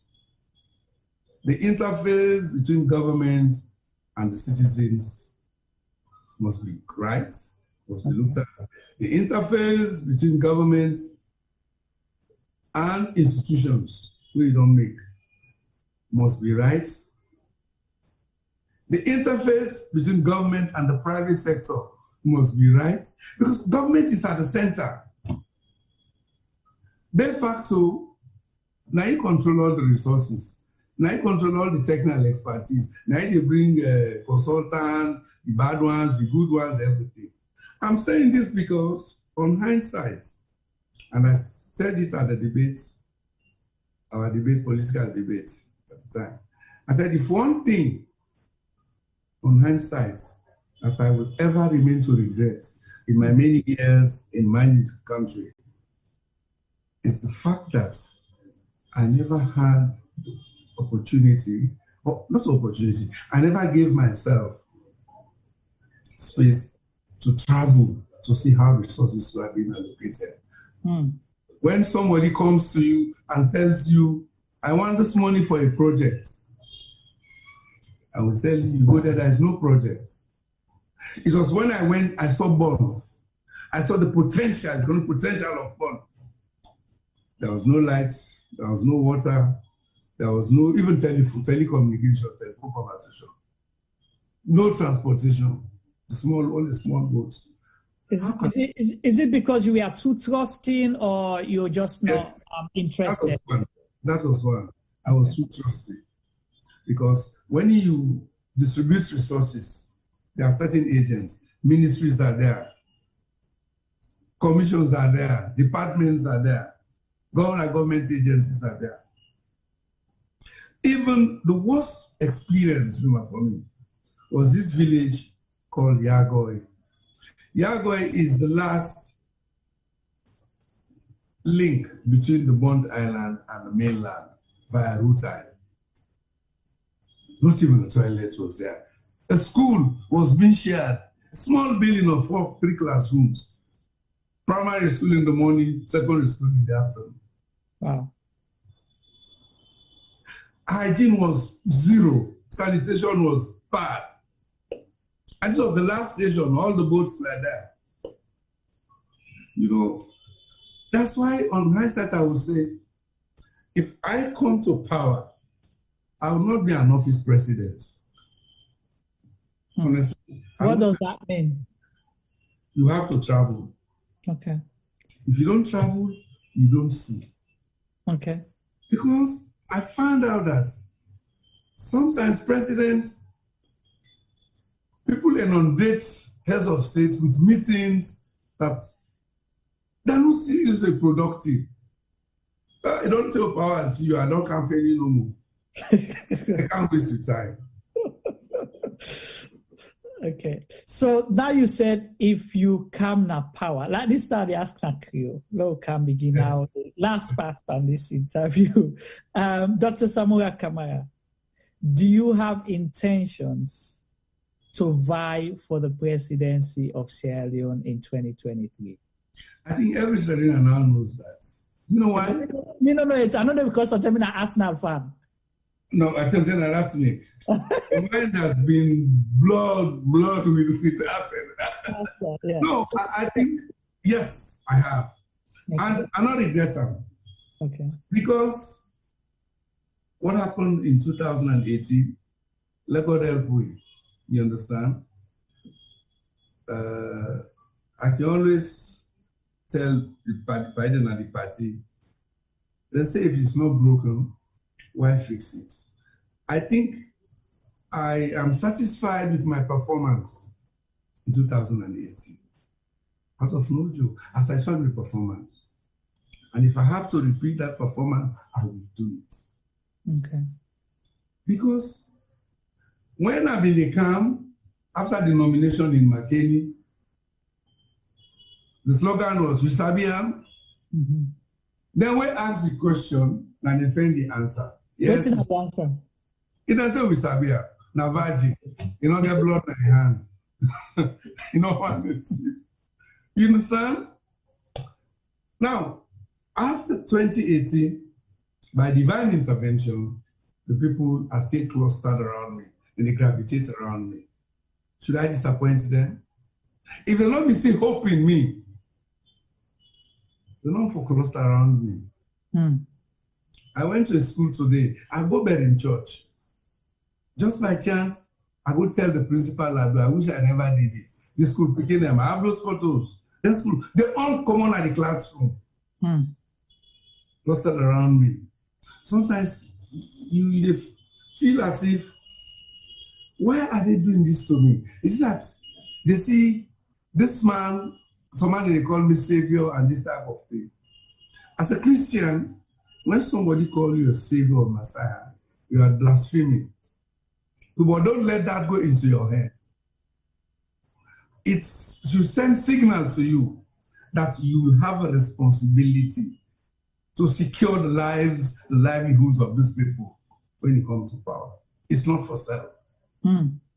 Yes. So whenever I was ready, pray for that. They're going to help you. But help me like that, carry that vision right. So Dr. Samura Kamara, to the APC people, because that's where it starts. Yes. All right. Before I go ask that question, I want to see if I'm able to ask you later one secret, possibly we not tell anybody. Mm-hmm.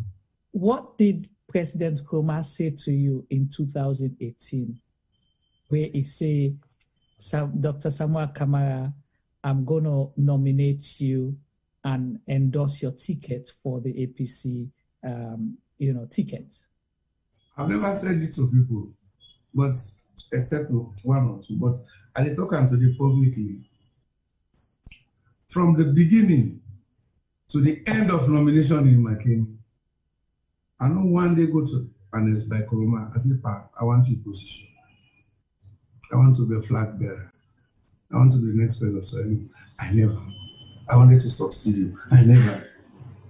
Because ethically and professionally, I know it was not right. It would not have been right. Because I was serving as a minister. And it served as minister up to the end. I want your position. No, I don't think say be ethical. It would take me away from the job. So I believed I had a job until the last day before I left the ministry. So I never. The other side of the coin is, Ernest never ever called me in terms of Samura na you are the make. Never. Never. Now when I can say I eat bread, if you're not even call Angbera, where they swear on bread, I will swear on that.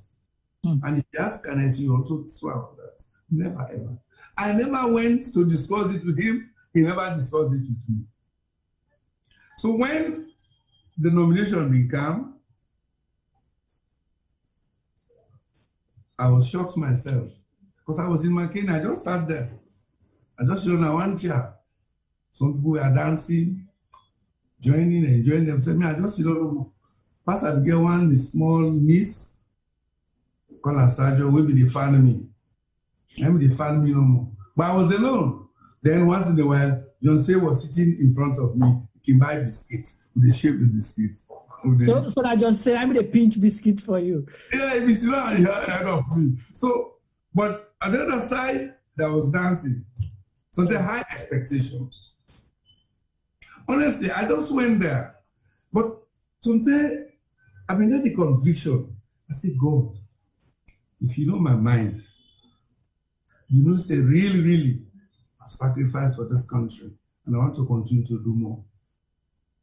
Let the decision be yours. Let it be done. So all that it means is that you are 50-50. You understand? So I sat there until 1 week ago. He called my name, almost collapsed, fainted. Wow. Yes. So that done. I became the flag bearer. Really, what transpired during the campaign and everything, I should be very grateful to APC and the supporters. They came out in numbers. They have faith, and I think they have faith in the choice of Ernest by Koroma. But when people then they say Ernest no, now one-man decision, it was not a one-man decision. He has for me the widest consultations ever. You had NAC, National Advisory Committee, so many meetings were held. He held meetings with us.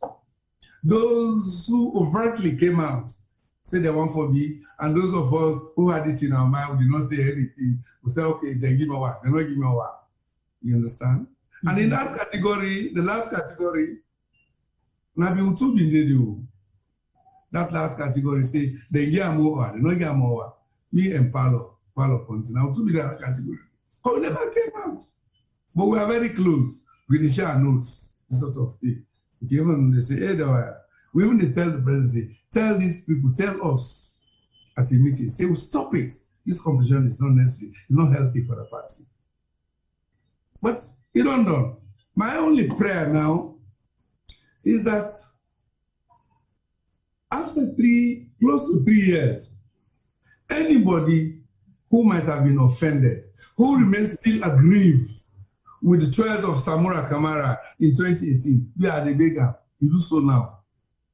Let's move for the party. Where they come on challenge, coming back in 2023. And have you reached out to interested parties. A lot of them, I've met almost all of them. But my own argument, I can always say, why have I gone wrong from 2018 to now? Oh, people they reject me. And it's coming from there and they all be there. These are new, only one new player. The rest of them were all players. The same team. Who are the new player? Richard Conte. Okay. You understand? He's new. If I can put new guys on the block. But now, if I hear they have formed a cabal against Samura Kamara, so be it. That's life. But a competition. The only thing I pray God for, let us have gamesmanship. This is not the time for backbite posting, for cost posting, this sort of thing. Now, competition. Politics, you either win or you lose. There's always one loser, one winner. Who's at the party they so now? The earlier we come together, if you know Samura Kamara convince me, why not go support him? But I'm here to see a better alternative. So why Samura Kamara? Why you think say the? What else I'm saying? I'm here to see a better alternative. Okay, so tell the APC people why Dr. Samura Kamara and nobody else. APC people, I don't tell them over and over. I say, at this time, we allow people then for council and talk to them. They want to make up on a judgment. The political body of today is not the same as of yesterday. Today, there's a greater awareness of what they want from their president.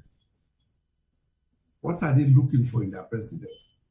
Do they want somebody who is experienced or is inexperienced? Somebody who has had a long trail of achievement in moving this country forward, or one way just get ad hoc or peripheral type of things. And of course, possibly one day. And my greatest argument is 2018. If we say we do so well in 2018, under Samura Kamara in flag bearership, a world round now world they compete. Why have I gone wrong between 2018 and now? Who's I don't go wrong? I always ask myself this question when I disturb me one grade. I say, why have I gone wrong? That even when I reach out to these people, I talk to them, the response is negative. But that is life. I mean, I can always say, God, nine they make. They make leader. One day, I believe common sense will prevail. If not for Samura Kamara, but for the party and the country. Because if you say the APC, we believe, is the only transformative party in this country, which our first country, why would you want to destabilize the APC? You just have to suffer. You just have to suffer. So I only hope, as time they go, we'll get a meeting of minds and come together. But that's large number, then number, you know good. This might pass up the bad side of partisan politics. Because everybody wants. No regulation. When you don't have guidelines, regulations, all that kind of thing in there. If regulation be done, they say, Samura Kamara, anybody will stand for the party. Now, one tell nobody party, they get flag bearership. You don't have to come out again. That's the regulation. Right. So, I don't come out again. I don't come out. Okay. Yeah. I have the full confidence.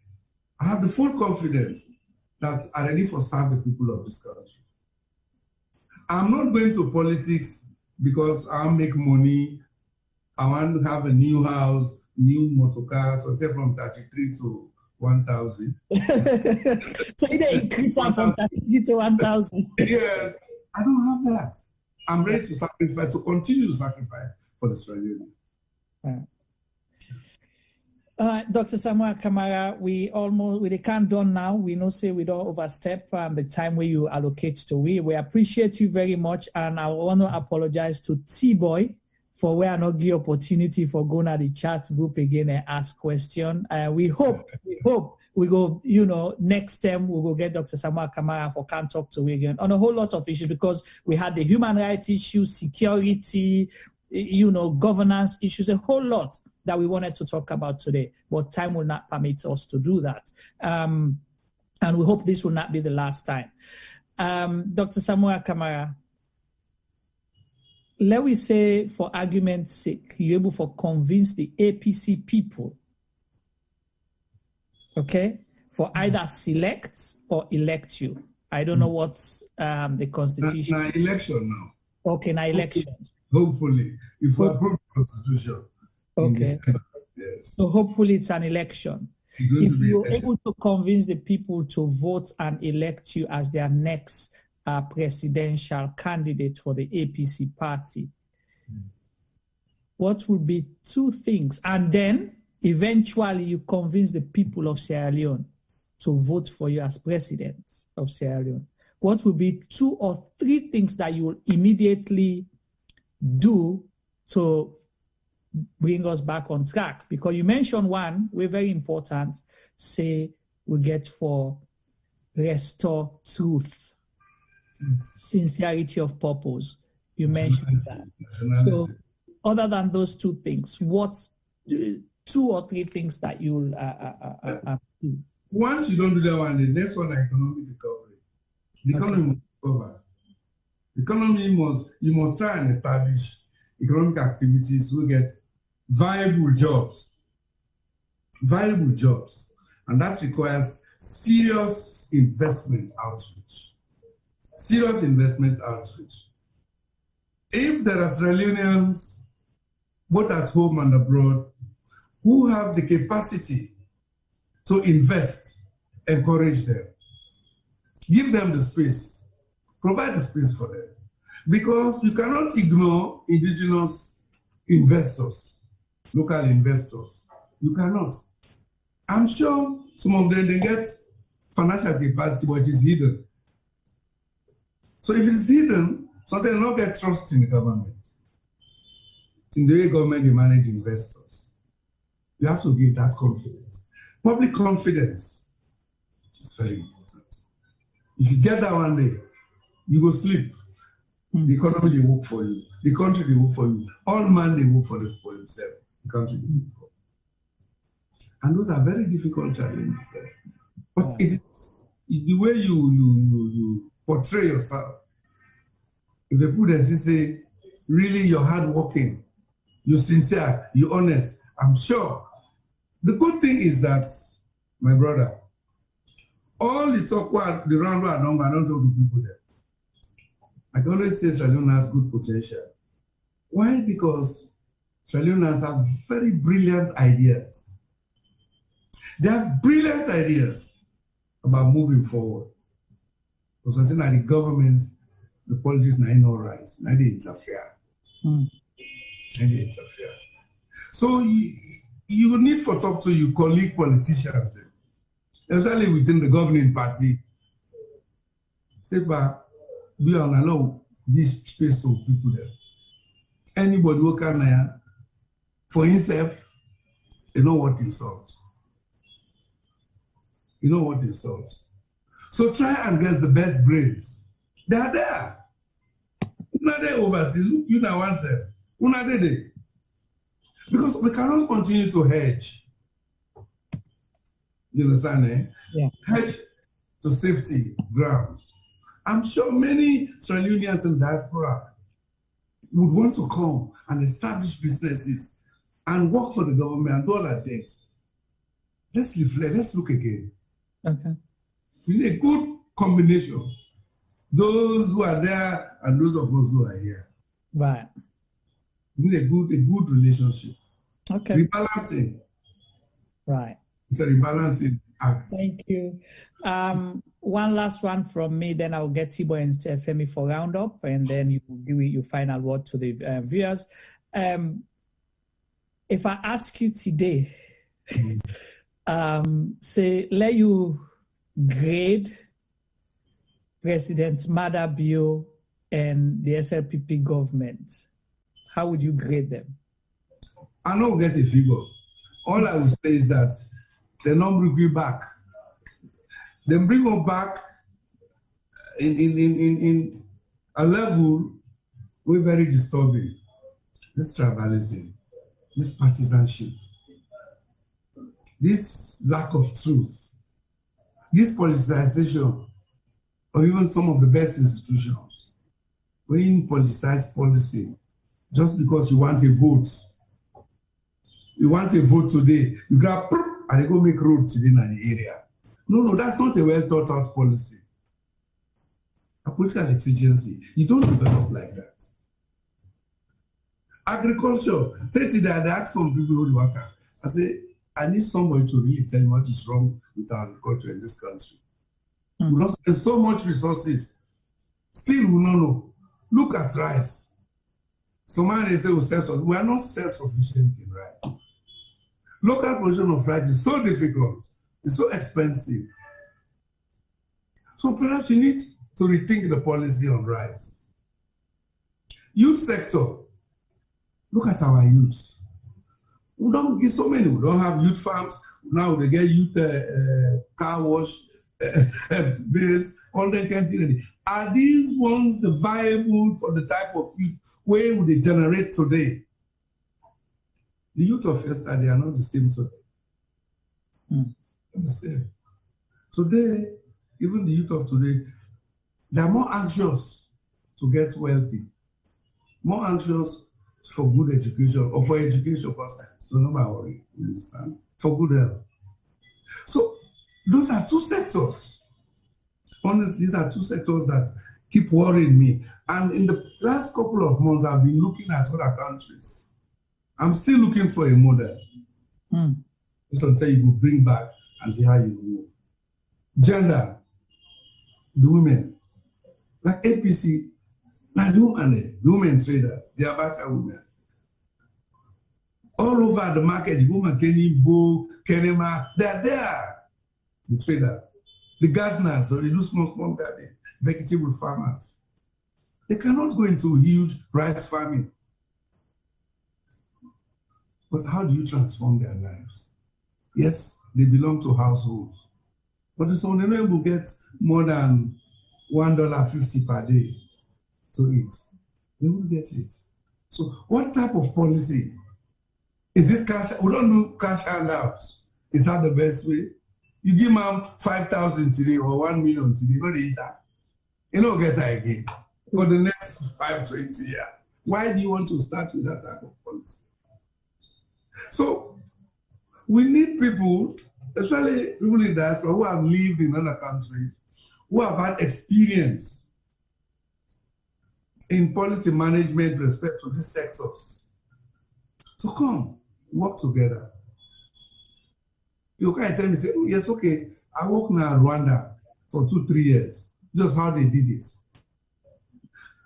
ITT, International Institute, no, the Institute for International and Tropical Agriculture, IITA, a big sort of edifice in Nigeria. You know who are running? I was told yesterday. Who are running it?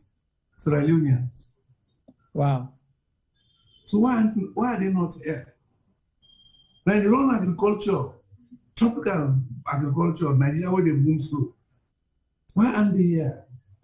Professor Moti Jones developed Nerica. Nerica, they thrive in other country. Why is it not thriving here? Why do we have low yield in our agricultural output? These are the questions that we need to ask. Now I can say, this is the time if we begin to think. No one say, when you get power, they begin to think. No, that's a waste of time. Thank you so much, Dr. Samura. It's been a viable, interesting, and learning experience through this conversation that we had today. So let's go to T-Boy. T-Boy, over to you. Say your last word then to Dr. Samura, then Femi, then Agwala, and say, let's say goodbye to the people of Sierra Leone, with the Watchery, and all over the world as well. You know, try, really try, but never mind. I think you not try for me at all, Doc. At least you could have given me another opportunity to ask questions. You see, for the first time in the history of me looking at questions, I'm actually screenshotting them so I don't miss the questions. But I'm really not happy with you today. Why not go send them on to me? Learn from them. I will send them to you, sir, but people want to hear it now. But never mind. Have another interview just on the questions. Now, give us another. I'm available. So what you gonna say? We'll go get one day a day with Dr. Samura. I'm available. I think so. I think we'll request a day. This time. No problem, sir. I think I request a day with Dr. Samura on a one-to-one. All your questions ready. But definitely, I think the interview went too smooth. I like the discussion. I like the direction that the interview was going. But people, when they ask too much questions, this is not campaigning time. Not a campaign, Dr. Samura can campaign. We just had him on our platform so that he can tell us who he is. We want another man. And after we don't Sabudan the man, then we can take him further. But there are some serious issues that really needs to be talked about tonight. But just like Juma says, we don't have enough time, and we actually squeeze this time where you give it so today because we know you get so many other engagements there, but we appreciate the fact that you don't give it this time of yours today, and we definitely look forward for more of your time in the future, and not in the long future, but in the short future, because we said we economically plan with platform and see exactly how close we bring that camp closer to the people. Because the people wants to know what's happening, the people are asking questions, the people are concerned. And for as long as we're all here to serve the people, I think we owe them a lot of explanations and questions that they need to answer to. So you are not one of those people who are exempted. Every single one of us are, including yourself, we're a very good material where we all look at as Sierra Leoneans. So basically, we hope to see you back here sometime soon. Endorse Dr. Samura. And I say so. Definitely. Follow up business. Definitely sitting at home, because we don't really endorse. We just talk about the issues. We endorse the issues. Yes. And when we endorse the issues can be taken on board with any personnel. But the issues is what we endorse. But definitely, I endorse a lot of your issues that you highlighted here today. To endorse you as a person, not now. I will have to think about that. My vote count. And this clip around, we only go vote in a salon, because some of those issues were also part of the question that people want to know about. But definitely, we hope to see you here again soon. Thank you very much for coming, and we appreciate your time, even though we don't chase you for almost 2 years now, but at least we don't forget you today. It's a pleasure to have you. That's okay, Tiboy. Thank you so much. And we're happy that we were, we covered your campaign extensively during the 2020. Thank you. And we were there from pillar to post all the way to Sanya, where you mentioned 4 miles to Guinea border. So that was interesting. We learned a lot about you as a person during that journey. Yeah. I'll go to Obafemi Pama, where you not be ready for me. Let himself say in quick last words them, and we will let you forgo. Mr. Pama. Thank you, Juma. Tibo, if you've accepted me, go see. At least if you don't get small chance. I know, for more post the poster, my phone don't flop with message, then question them, all kinds of, all my one know, and talk to this man and get and question them. But me, I get a few. I represent the diaspora, because now that's what we did. We were there now, yeah. Then see now we boku. Or something we know boku. But Dr. Samura, in the diaspora, we had a disappointment when Una changed the law for say to Simno mix again. So we want to literally ask you, what part of the decision making you were there, and if you regret that day, because you they talk now say we get for unite. We were there, and the one day we there and I get for work together for build Sierra Leone. Most countries around the world have built the middle class and have helped, and that has been helped by their diaspora. But we look salon all the time, and we know the Sudan they happen. We don't see that there is any or there's much acceptance of us or encouragement for make we actually return and go help. The war, they get beaucoup of we. And the education system look like say you don't bad off. The results will come out then they also show say the way we go school in the 80s and the school that we did now, you can't compare the two. So me, they ask you on behalf of the diasporans, if you get back into power, if you now go make a priority for help bring we home and help contribute to the economy and to the development of Sierra Leone. I go like for make you give me your own take on that, sir. You know, there are two aspects to this. Those in the diaspora who have to enter the political landscape, like who have to be member of parliament, this type of thing. And those in the diaspora who want to go into other developmental aspects, pursuing their career, whether as health professionals, engineer professionals, education professionals, businessmen, you understand, and women, this type of thing. Now, the restriction, unfortunately, is the Constitution, 1991 Constitutional Provision. Let me tell you, the only time I saw that was when I was signing my nomination form. On the nomination form, there were 3 or 4 questions. One day they asked me, do you hold any other citizenship? You understand? So when I saw this, before I was signing, I remember my colleague, the lawyer JFK, meeting up in front of me because Naomi they supervised on our behalf. They will not sign the wrong paper. Okay? So when I see this, are you with me? Yes. Hey. So now I ask her, now I ask JFK, I say, Joseph, come back. This second question or third question, is it new? Has it ever been there? And I say, my brother, it has always been there. You don't understand? Right. I said, how? He said that it didn't have the Constitution, our Constitution. So what this requires is constitutional amendment. Who will do constitutional amendment? Okay, a party will take leadership. Parliament, I think of in Parliament also. So it's a constitutional matter. Of course, as I talk, sometimes you have to be genuine. The set of parliamentarians those parliamentarians who are there now, some benefited out of this zone. Yes. My question to them is, how prepared are they to support an amendment?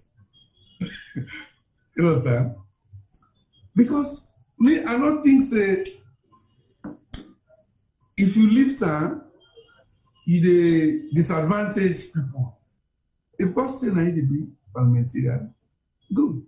If by your works you do so well, people don't go left you. It go take for let you Juma come when I can't up na constituency na constituency 65 now. Yeah. Say I want can't up there. However big you be, me don't dey na the terrain, I don't do so well there. It go difficult for let you beat me, not to so. Yeah. Any constituency you are there. So these are the issues. But I can always tell them, I address them in Freetown during the campaign. I say, I pity the developments who don't happen. But this is constitutional. Yeah. But we are at the Beguna. I want everybody's CV, all man in profile, biodata. Give me. There are other ways we can contribute to this country beyond being a parliamentarian. Many ways and they will. When I came to Sierra Leone in 2007, when Ernest Koroma bring me up, I came. He asked me, say, well, I want to get Minister of Finance. Who will appoint you? The party said they will appoint you. I said, but Pa, I'm not a registered voter. I told him that and there. I said, I'm not a registered voter. And the law says you must be a registered voter. He said, true. I said, yes, sir. True. I said, yes, sir. I said, I'm not. And it's all right. He agreed. And when he agreed, he said, okay, you own a bank of Sierra Leone, go with. Local council election, they came in 2008. You will register. After that, and that's exactly what happened. 2008, local council came, I registered, I voted 2009, I went to finance. My dream was fulfilled. But I had the grace to wait. I know vex. Because any side where they put you, your conviction must make sure that you achieve. You left a mark in it. If I'm saying, oh, no, I know, I'm bank of I will sit down, say I register. And arrogance, that means you don't believe in yourself. But the good thing that happened was I worked in the central bank for years, so I know the central bank. I rose up to deputy director of research, to two governors. So I went there, succumbed myself, humbled myself, accommodate with grace. When the time reached, I go finance. So do another movie one for appeal. Anytime I come, anywhere the diaspora, if I visit, this will be my message. The grace to understand and wait through the time. I will appeal to them. Okay. Thank you. Thank you so much, Dr. Samura. As you did tell Fambul them your last word and say goodbye to them for today, and we hope we will get you soon. Are you sure APC will win the 2023 elections? I'm more than sure. If mathematics would allow it, well, we saw it 2018 election results calculations. I'll be 103% sure. 103%. So cut that percentage. Right. So your test is the rerun election in constituency 110. If you win that. Yeah, we're running now, yes. This is the third time. Okay, now 3 times I did the same election. The second time, undoubtedly we won. It was just disrupted. Only one station. No results were ever announced. Okay. So what type of democracy is that? Okay.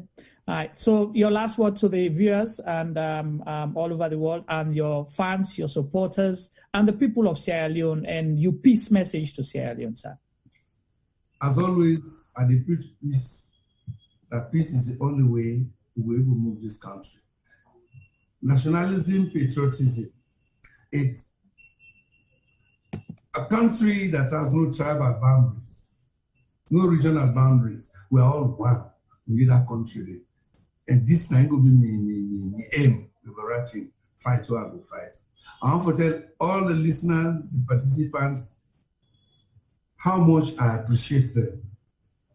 And I look forward to another interaction with them. Right. Particularly when we provide the avenue, I will ever remain to be so grateful. To talk campaign, I just spoke my mind, my voice.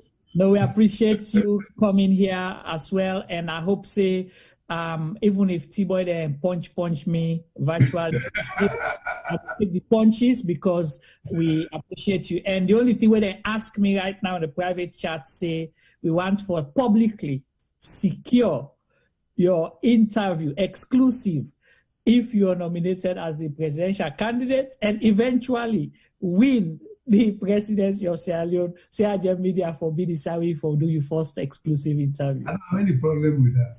Okay, all right. Thank you so much. Right. So give your brother and your sister. Yes. After that, you go to other one then. I know. Exactly.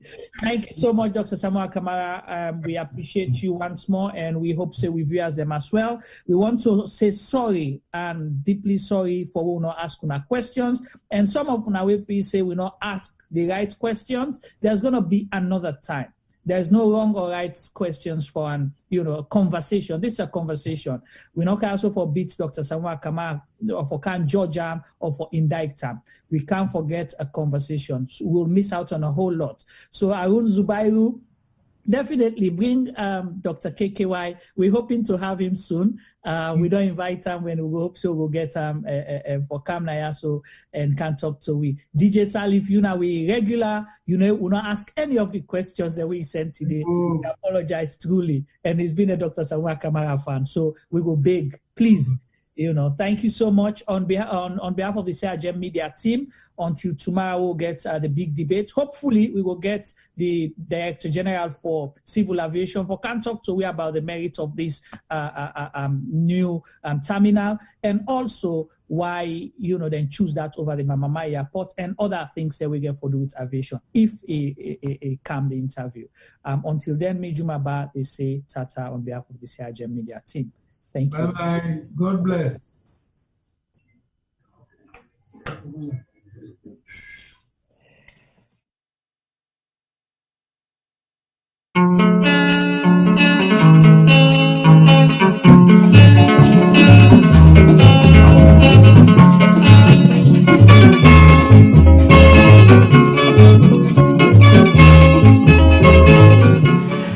As we talk about burning issues ranging from politics to the economy, culture to sport, education to entertainment, corruption to the environment, we realize the Sierra Leone story is far from finished.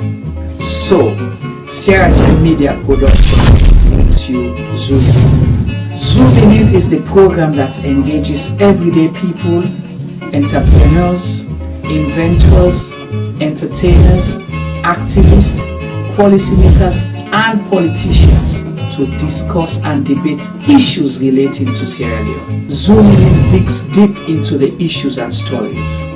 Zooming In ensures the debate is pushed to another level. Zooming In asks those questions that has never been asked before. So, join us, Chumaba.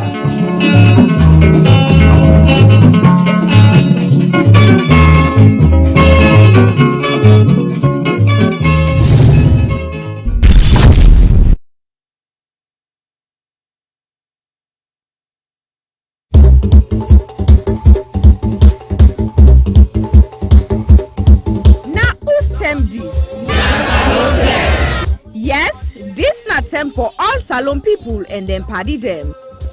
Sierra Leone Media will be bringing you a variety of programs ranging from documentaries to discussions, interviews, news, views, sports, and entertainment.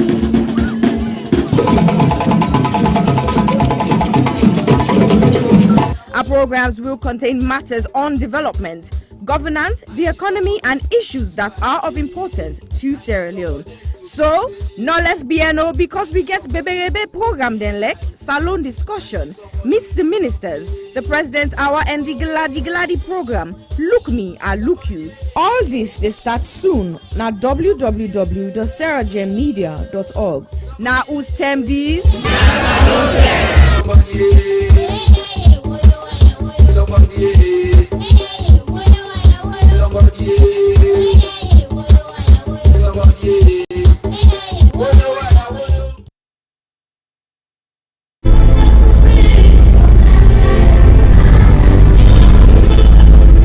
When I was young, a lot of things were different. Unfortunately, most of the differences seen now are heartbreaking and are not good at all.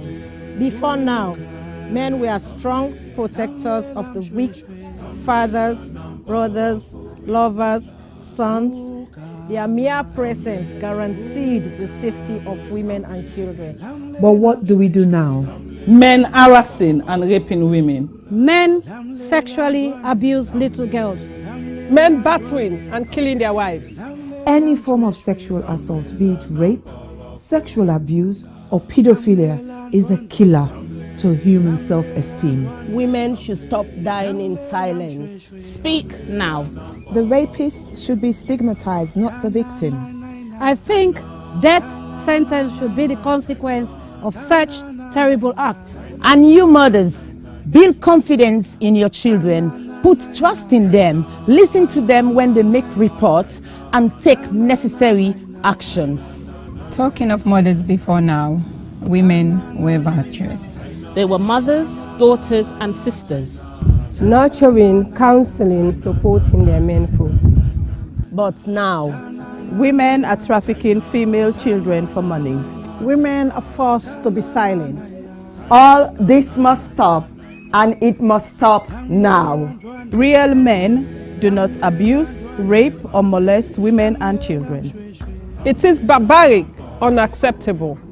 Let all real men stand with us. Together, let's say an emphatic no to rape, sexual abuse, pedophilia, and domestic violence.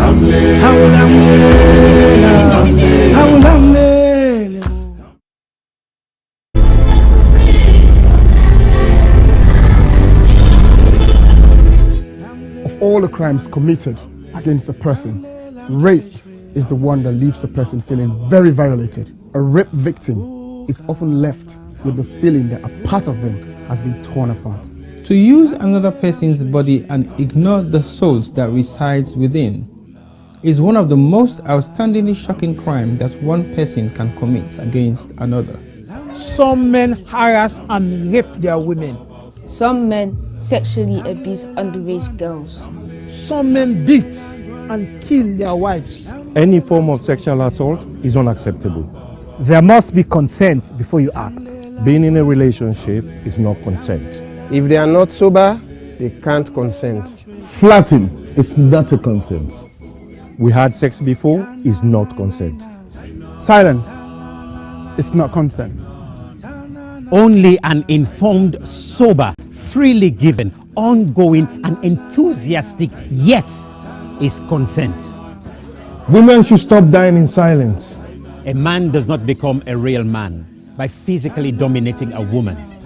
A man becomes a real man by loving, protecting, and respecting the woman. Real men do not rape or abuse women and children. Let all real men stand with us. And together, let's say no to child abuse, no to domestic violence, no to all forms of rape, being it spousal rape, intimate partner rape, child sex abuse, statutory rape, date rape, serial rape, and gang rape. We must rise up against this ugly trend. Justice for one, justice for all. All sexual assault must stop, and it must stop now.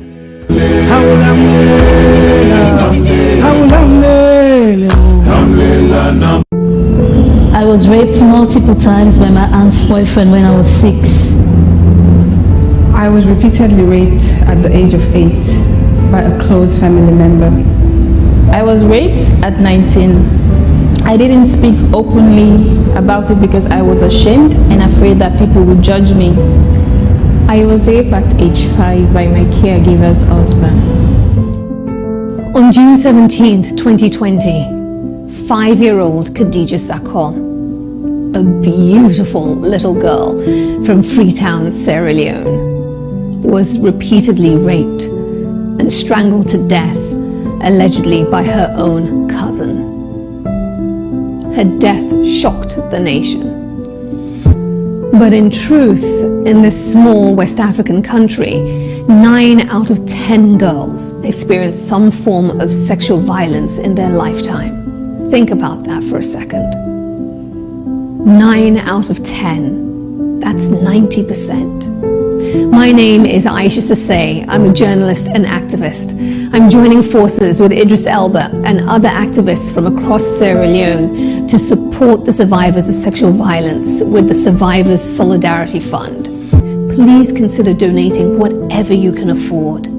All monies raised will go to 4 local organizations currently providing free medical and legal services to survivors. 5-year-old Khadija lost her life to sexual violence. That same threat remains for millions of others. So this is also a call for you to use your voice, your power, to draw attention to an enduring culture of rape. Together, we must end it now. My name is Aisha Sase. I am Khadija Sakho.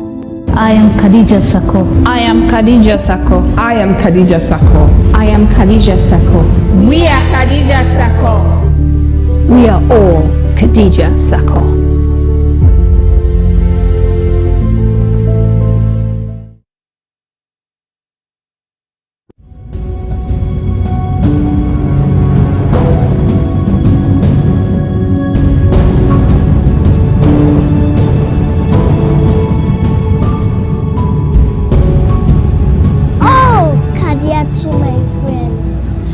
was the brightest at our level. Even though she was as innocent as the heaven, that did not stop Papa Abu at age 57 to ask for her hand in marriage as she turns 11. Her parents, being naive about this rage, tolerated this marriage, and this destroyed the hopes and dreams of Kadiatu to live like it in Seattle. Instead, she's been used as a tool by an old school. Kadiatu is being used as a bait by her own mate. My friend has been emotionally tortured by this old culture. Old child marriage, it's on the rampage like disease, eating up the fabric of our girl child image, and it's our duty to cage. Let diverge, please be obliged. It is now we emerge from this ancient custom at large. If not for this dreadful event, Kadiatu could have become president, but now she has been trapped in an old man's residence, like a mosquito in a tent. She is vulnerable, but with her age, she is still able to become that virtuous woman of substance, like Madam Patricia Kaba, Madam Dr. Kadisi, Madam Sianyama Koroma, Madam Dr. Sylvia O'Blyden, Madam Her Excellency Ellen Johnson Sirleaf. Oh yes, without child marriage, our girl child can still turn into Madam Hillary Clinton, Madam Theresa May. Be it as it may, Madam Condoleezza Rice, let's not be hypnotized, but rather stay wise, for this can only be realized if education is being prioritized and child marriage is being criticized. So please, parents, do not relent, as it is apparent that a girl child can become great if only you patiently wait.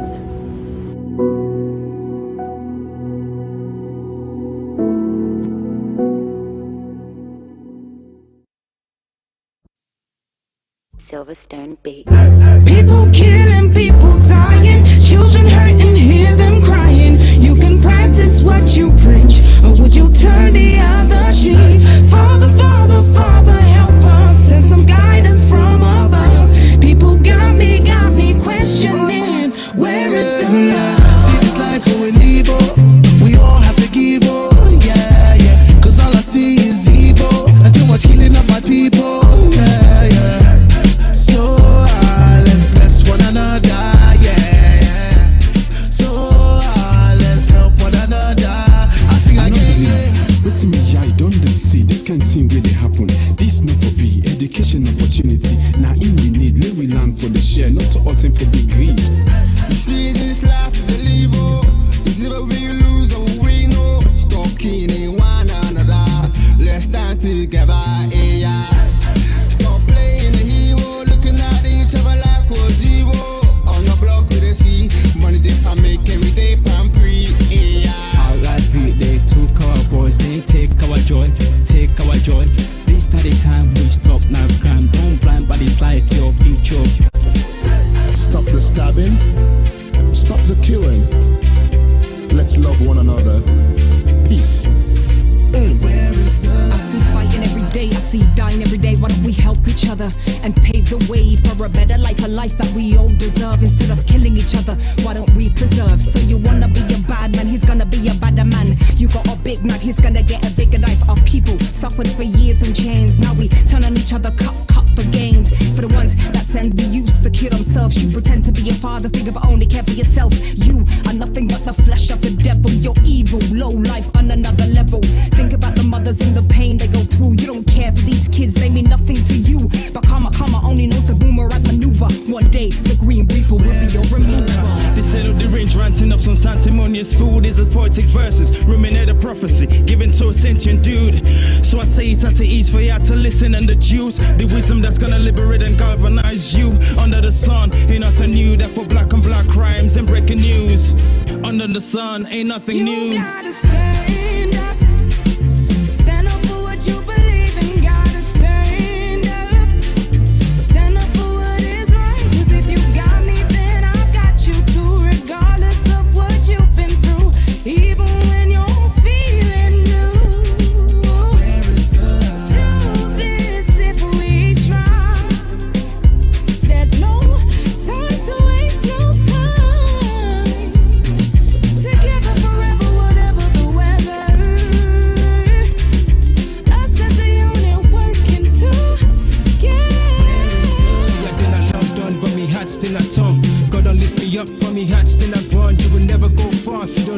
from, so I don't do it for myself, I'ma do it for the young. Plead to my brothers, let's do it for the youngers. Why spend a bag on a jumper?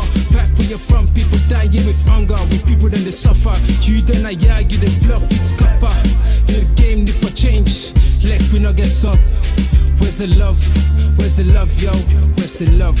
I said, where is the love? Little youth, let's take time. Stop all the knife and the gun crime. Think of the future, paint that picture. Get a youth in the future. Peace gonna rain on me.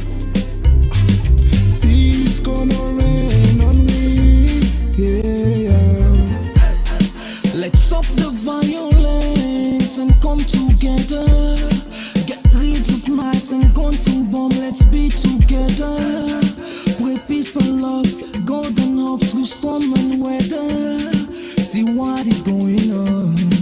Where is the love? Tell me, how do you feel when you see your brothers and sisters lying down the street helplessly? And what will you do if you die today and find yourself in hell? I want to ask you this. Look inside your eyes and answer me with all the truth. Where you get whose side the love they when I left. Boku man them get nef. If you live by the nef, you go suffer. You know get sense, you know sabi say nef not for butter. Stabbing guys, yeah that's uncool. When it comes to knives, yeah I'm anti. What happened to fighting guys with your hands, G? When you stab a man, it's not one man you stab. Just remember that you stab a whole family. People killing, people dying, children hurt and hear them crying. You can practice what you preach, or you will turn the other cheek. Father, Father, Father, help us, send some guidance from above. People got me questioning. Where is the love? Where is the love? Where is the love? Where is the love? The love, the love. Where is the love? Where is the love? Where is the love? The love, the love.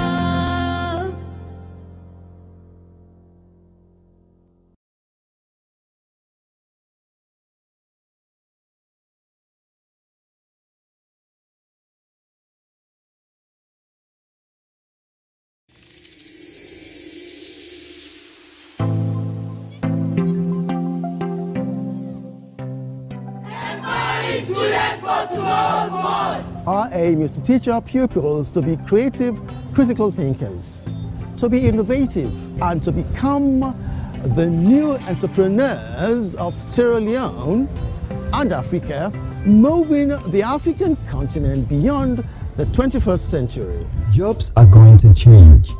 The nature of work is going to fundamentally change. We realize companies are starting to hire on skills and not degrees. Currently, I'm a self-taught coding beginner. I develop websites and basic applications. I've been interested in science and technology since I was 11. An up-to-date STEM lab gives us what we need, the tools, motivates us to do more. The Scholarship and Innovation Working Group from Old Boys Association has been working with both Reverend Canon Ken Davis and Canon Lashite to see how they can increase science and STEM at the school. STEM is important because pupils can learn how to solve real-world situations and pursue careers in web development, artificial intelligence, robotics, chemical engineering, and the sky is the limit to what a pupil can do. So our vision for the future entails computing capability that would create a STEM innovation lab to provide all students with practical, engaging, and self-learning opportunities to gain digital skills. One of the use of the microbit is to test for science experiments. In the case of agricultural science, we want to test for the soil. You can download information about the type of soil on your computer, and then you take the microbit, download the information on the microbit. STEM gives us the knowledge, gives us the capacity with the science, the technology, engineering, and mathematics. It helps you to be able to prepare for the future, to be able to earn your place in the future workplace. The coding club is new, and we only have a few members for now. and very soon we will have a big coding club. Let us give the young people the tools to become critical minerals or miners of their thoughts and ideas that will develop our countries, and also for them to play their part in creating a conceivable world.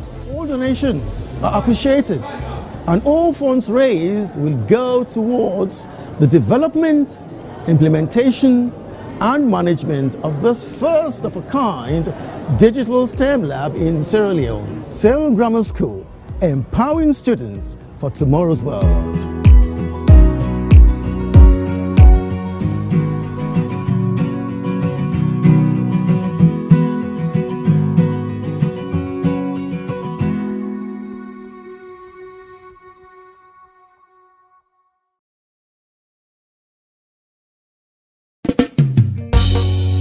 Yeah, yeah. Ooh, yeah. Love, joy, yeah. My mama used to tell me true love is how much you comprehend. Right to the end. You see them changing different lovers, and my feeling like they're superstars. Nowadays, many youths fall in love because they want a piece of cake. No, it shouldn't be the way that girl needs love. So draw her close and hold her in your arms. It's time to give up all the faces in the world and turn your mind towards your girl. This thing called love, love, love is supernatural. This thing called love, love, love is unconditional. This thing called love, love, love is so magical. Yeah. Yeah. If you know you cannot make it, then you really don't trust yourself. Be rest assured what you give to her is what she gives to you. No, no, you don't know what it means to be loved. Get yourself involved, you learn. Love your end, such a feeling is a chemistry to the soul. Love your end, such a feeling is a chemistry to the soul. This thing called love, love is supernatural. Yeah, this thing called love, love, love is unconditional. This thing called love, love, love is so magical.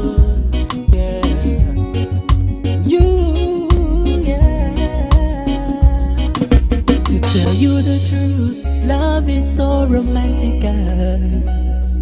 And I tell you again, love is so magical. And I tell you again, love is supernatural. Yeah, yeah, yeah.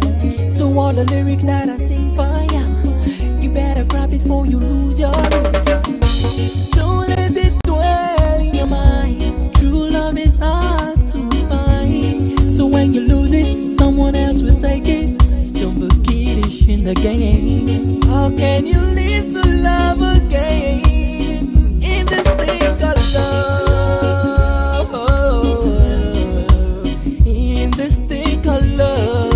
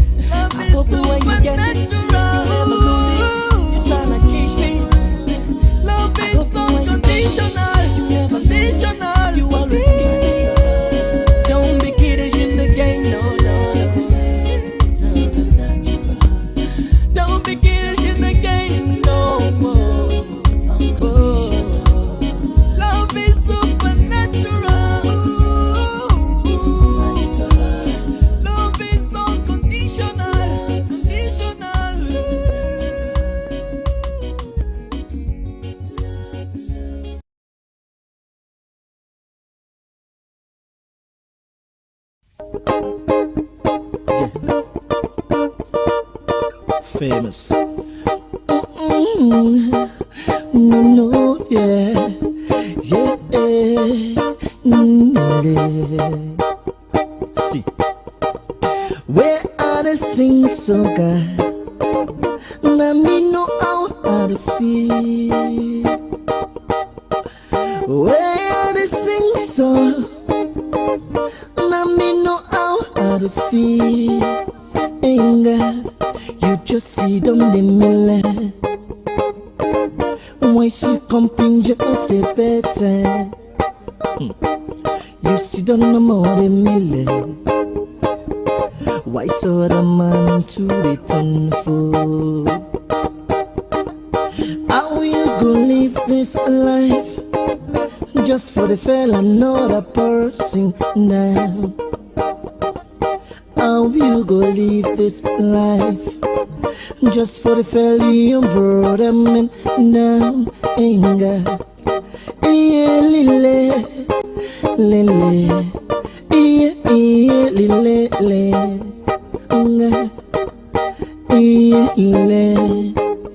See,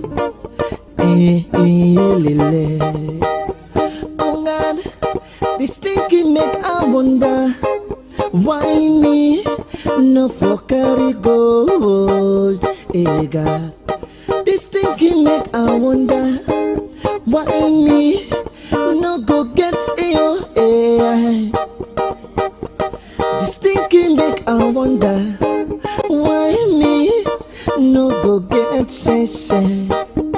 And God, this thinking make I wonder why me where you know say some man them get savage, them get sour, right around them ways. Oh God, some man them get smelly, them get to where you know go know famous. I don't know who I have forgot. Now this wall we're full of wickedness. Yes. I don't look left and I don't look right. But grandma can tell me say some problem can and I fall look under your foot. Look under your foot. Look under your foot, mama, look under your foot. Never look under your foot. Look under your foot, yeah. Look under your foot, mama, look under your foot. Ah. Oh God, this thinking make I wonder why me no for carry gold. Hey God, this thinking make I wonder why me no go get ill. Hey. This thinking make I wonder why me no go get shy.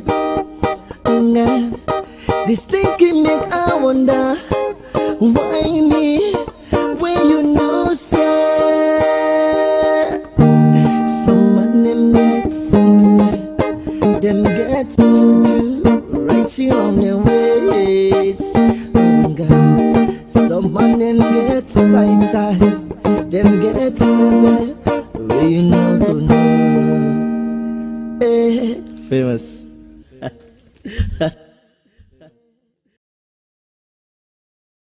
You are talking about top up?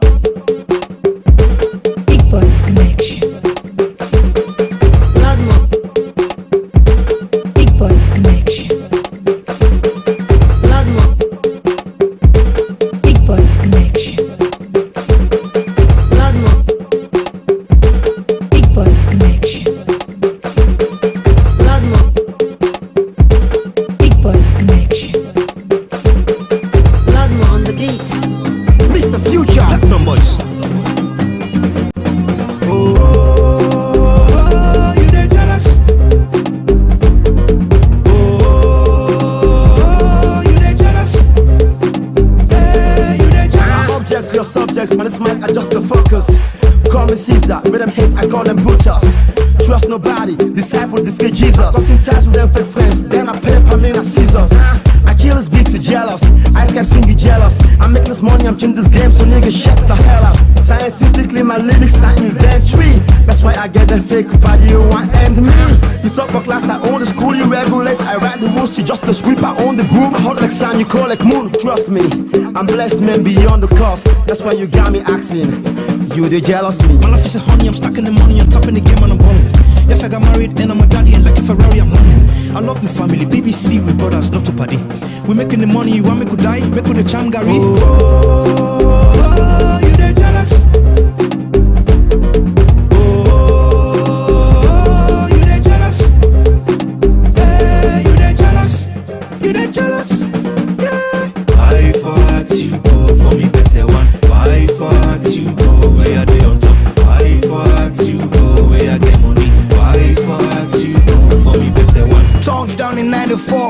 I'm the fresh prince, going hard on these niggas.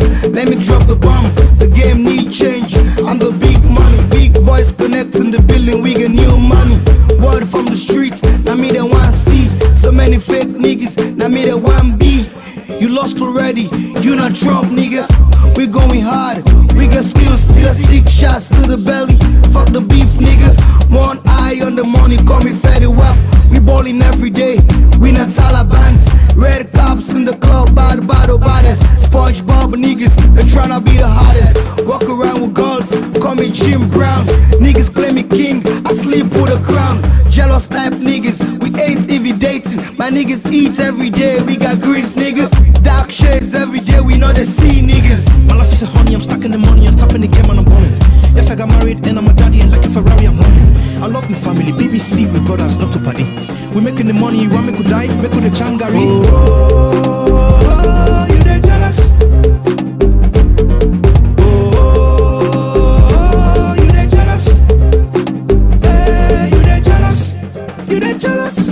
Yeah. I fought you go for me better one. I fought you go where I dey on top. I fought you go where I get money. I fought you go for me better one. Pam pam pam pam, Mr. Future, I'm the only one. Why you for hard to if I kill this bitch with my son? Let me ask the question, which rapper with the tension? I don't hear me start for rap it, I put niggas on the tension. When you see me, you the stress, jealous because I bless. I talk you the obsessed, while you the hate, but you go rest. Cook you beef, me know the hits, nigga, you can have your exit.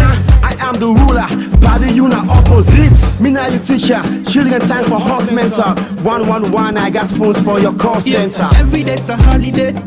We chillin' and ballin' Monday up to Saturday. Every day's a holiday.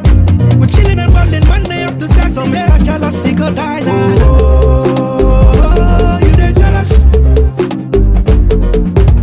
Oh, you they jealous?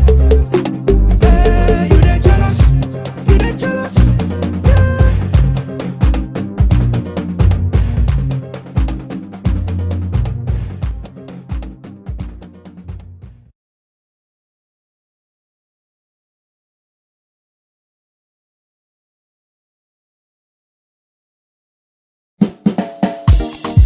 Tell you once, be tell you twice.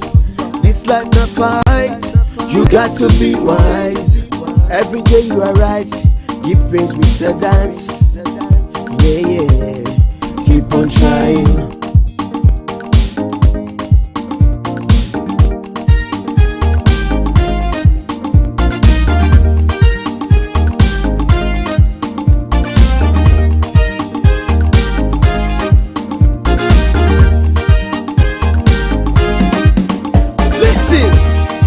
Day we awake, a different story. What night and day, not the same story. When me young go better, when I go left for it where. When me young bread go butter, then go they call me master. Then go they answer me yes sir. When me young two go turn to four. This time I go get some, we'll come up and go. So don't give up, don't give up, don't give up. Yeah, keep on trying. If they say you not go make it, got to keep on trying. Life not they treat you well. Keep on trying. You married not they go well. Keep on trying. Opportunity not they come your way. Keep on trying.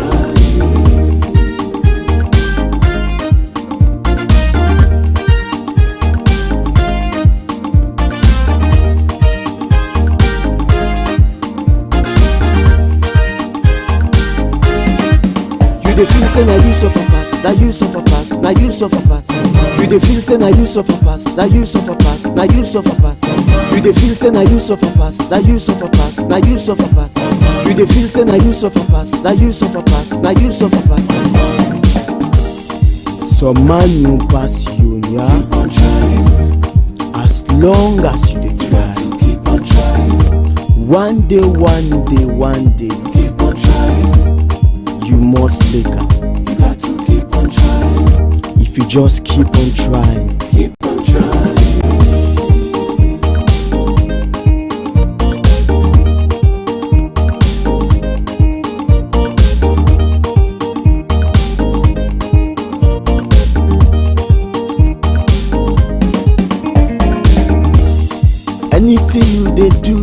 for all and time. Believe on your dreams and walk to the future. Yeah, keep on trying. Therefore keep on trying. If you na better, carpenter or farmer, so you the traders, me mama then na bacha. Keep on do you do, keep on the try, and then you go make 'em. You the feel say na you suffer pass, na you suffer pass, na you suffer pass. You the feel say na you suffer pass, na you suffer pass, na you suffer pass. You the feel say na you suffer pass, na you suffer pass, na you suffer pass. You the feel say na you suffer pass, na you suffer pass, na you suffer pass. You don't tire with life. Keep on trying. Doctor say you could die. Keep on trying. Don't tire for cry. Keep on trying. What I done now. Keep on trying. Whatever you do now, go move on. Keep on trying. Gonna make sure you move on. Keep on trying. You not lose hope and cry. Keep on trying. Wait for the day it go come. Keep on trying. Keep on trying. Keep on trying. Keep on trying. Keep on trying. Keep on trying, keep on trying, keep on trying, keep on trying, keep on trying, keep on trying, keep on trying, keep on trying. You're not tired, you're not tired, you're not tired. You hustle on you're not tired, say you know need to pay. Money done, now you want. Keep on trying, keep on trying.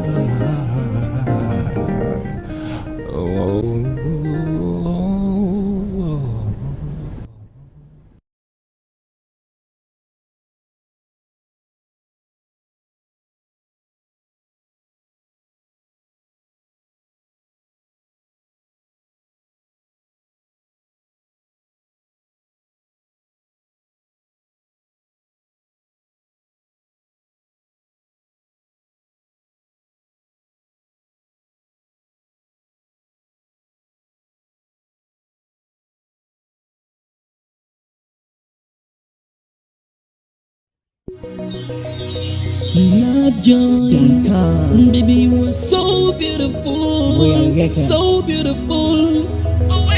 Yeah, she clean like a picture, her eyes like a diamond.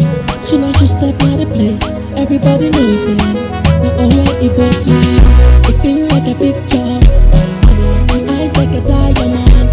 Soon as she step out the place, everybody knows it. Now already but I don't feel love, I don't feel love. Oh wait, but I don't feel love, I don't get love. Oh wait, but you not the one we are don't put in me at. Hey, yeah, man. So when I host now, make it tell you mama see how they go. Hey, I don't fall in love. See where she dey walk out the window. See where she just put the window. See where she dey walk out the window. See where she just put the window. She clean like a picture, her eyes like a diamond. Soon as she step out the place, everybody knows it. Now already but it clean like a picture, her eyes like a diamond. Soon as she step out the place, everybody knows it.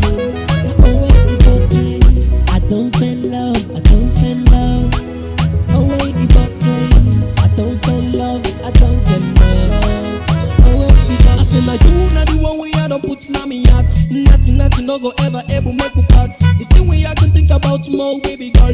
Not the way you hold me and scrub me body down, girl. Baby come malane me malane. Baby come baby come yeah that baby come malane me malane. Baby come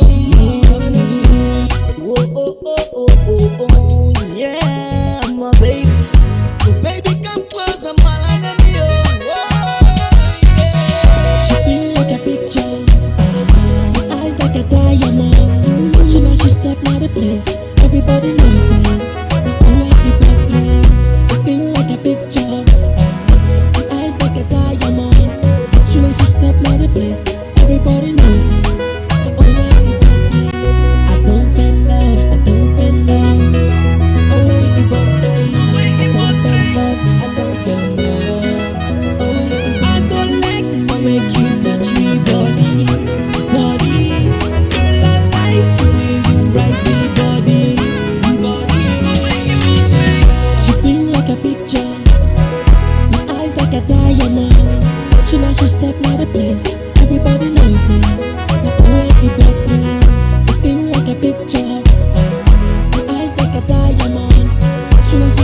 the place. Everybody knows it. I don't feel love. I don't feel love. Oh wait, you got play. I don't feel love. I don't feel love. Oh wait, you got play.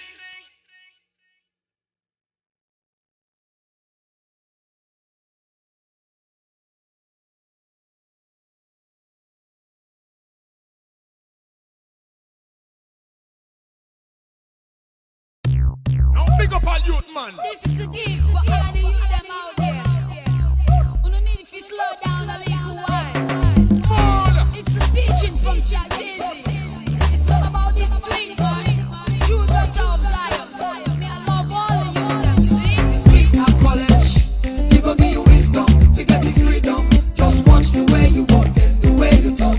Before you get some knowledge. The street now college. He gon' give you wisdom. Forget your freedom. Just watch the way you walk and the way you talk. Before you get some knowledge. To all of you them who no listen, this is the message when we bring up on the streets. Whether you hustle or gangster, even the least. Zizi have to bust the beats. So keep your head up, focus, don't you ever fed up. Keep on the line, push, make your pocket full up. You know hustle with your sense, man, you go get caught up. I saw the thing set up. So me can't tell the you them to make them hold them young tight. If the street now up in field, make them fly them young kite. And pray every day for just to show them the light and take them to the higher heights. Wow, the street now college. He gon' give you wisdom, forget your freedom. Just watch the way you walk and the way you talk. Before you get some knowledge. The street now college. He gon' give you wisdom, forget your freedom. Just watch the way you walk and the way you talk. Before you get some knowledge. Now for the little boy them we just can out the street where they make like nothing they can act. This one a warning. The street not funny. Me have it right there. For the little girl them we don't come out now house we don't left school for make them expose. This one a warning. Say the street not reality. Me want it up to them, make them steady. The street get it, say the better and deadly. Me not think say them ready. Cause yeah, I know they taught but you know load way heavy. I like you dressed like Nelly. Then go off you with beats, make you sleep empty belly. They don't care about your shit. Let them make them get until you been the rich. That's why me do this song with sticks by the beats. Now college, he gon' give you wisdom, forget your freedom. Just watch the way you walk and the way you talk. Before you get some knowledge. The street now college, he gon' give you wisdom, forget your freedom. Just watch the way you walk and the way you talk. Before you get some knowledge. Every young ghetto youth man must smoke. If you slack, you relax, you go be broke. Palakoloko, you go end up forget stroke. By your funeral, you laugh, you end on a joke. Work hard, make sure, say you not a pimp. You know they take coke junkie, you not a clean. Sit down by yourself, no make like you deaf. Star, I they talk to you like you wet. Buy and sell not the best, but it's less. How you go sell tea where you buy for where? But me brother, they don't answer me no, not to swear. Street now college, he gon' give you wisdom, forget your freedom. Just watch the way you walk and the way you talk. Before you get some knowledge. The street now college, he gon' give you wisdom, forget your freedom. Just watch the way you walk and the way you talk. Before you get some knowledge. The street now college, he gon' give you wisdom, forget your freedom. Just watch the way you walk and the way you talk. Before you get some knowledge. The street now college, he gon' give you wisdom, forget your freedom. Just watch the way you walk and the way you talk. Before you get some knowledge. That's how we do. And what we do for real. I mean D.O.Z. Daughter of Zion. Lord, Big Shot. Gazi. And the G. Alright? Stress INC.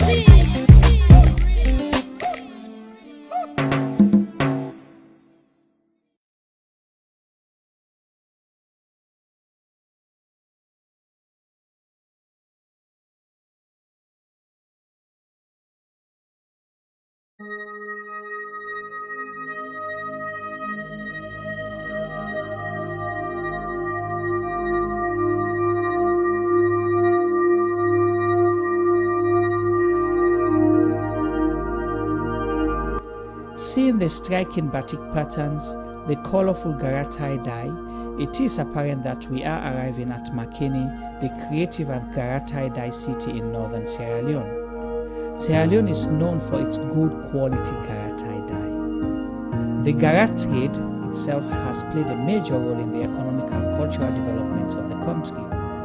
With the trade unfortunately diminishing, Isatu Harrison, who is the founder and designer at Isilia Fashion, recently visited Sierra Leone and traveled to Makeni, the home and source of indigo and Gara tie-dye in Sierra Leone. Isatu's mission was to speak to a group of women and artisans who still believe in the Gara tie-dye trade and continue to train young apprentices in their fight to keep the trade alive. Isatu with her film crew spent the day in Makeni and got involved in the process of designing the fabrics, dyeing the fabrics and treating the fabrics for the finished product.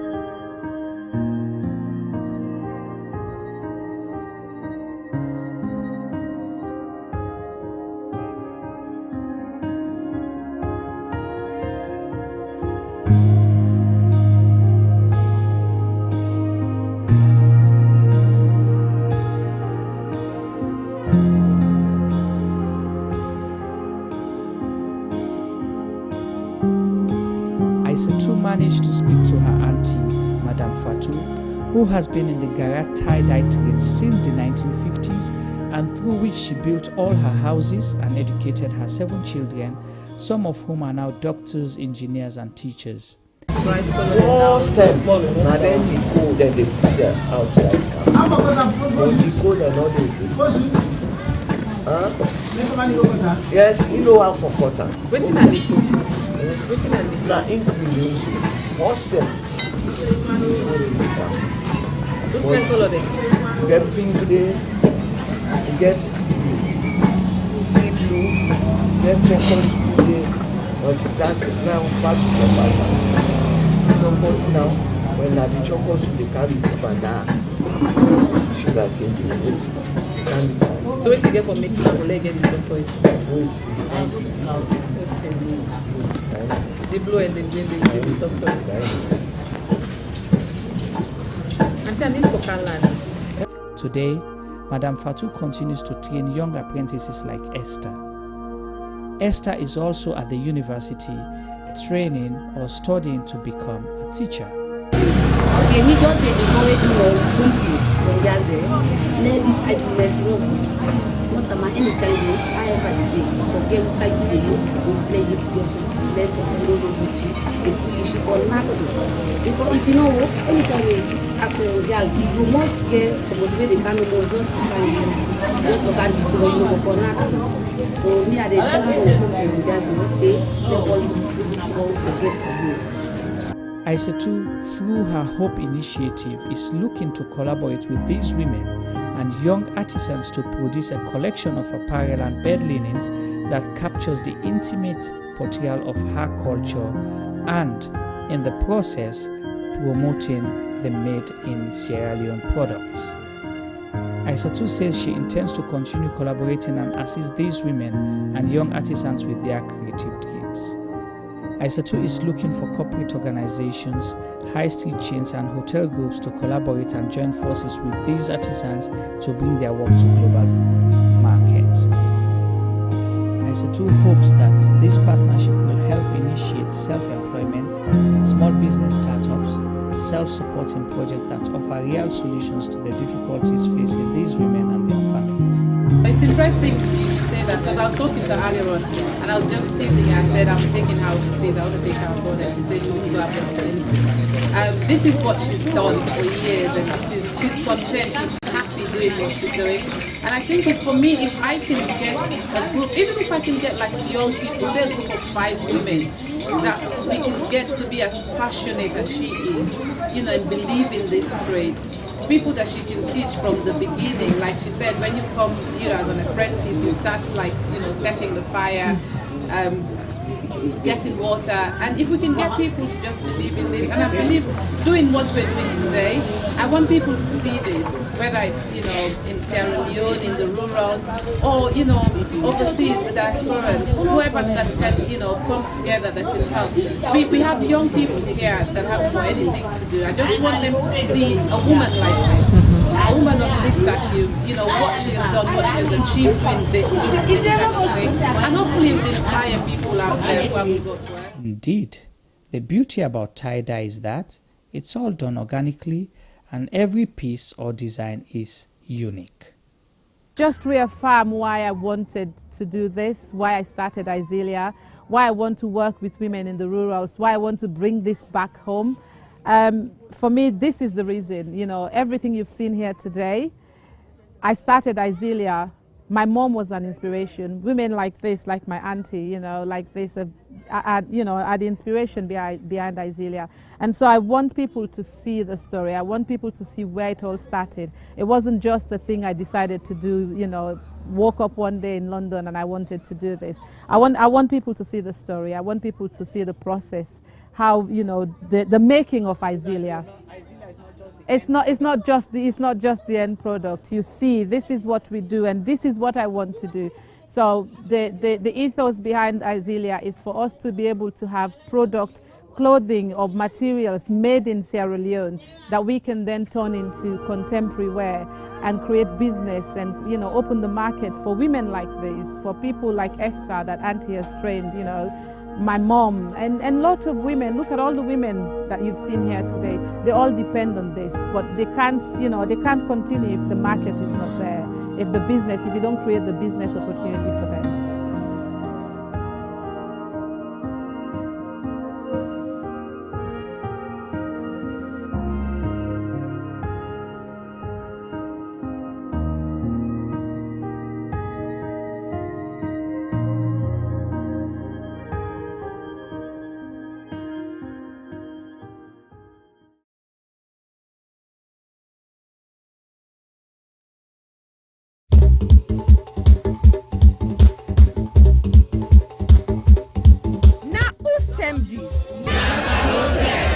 Yes, this na time for all Salon people and them party them. Sierra Leone Media will be bringing you a variety of programs ranging from documentaries to discussions, interviews, news, views, sports, and entertainment.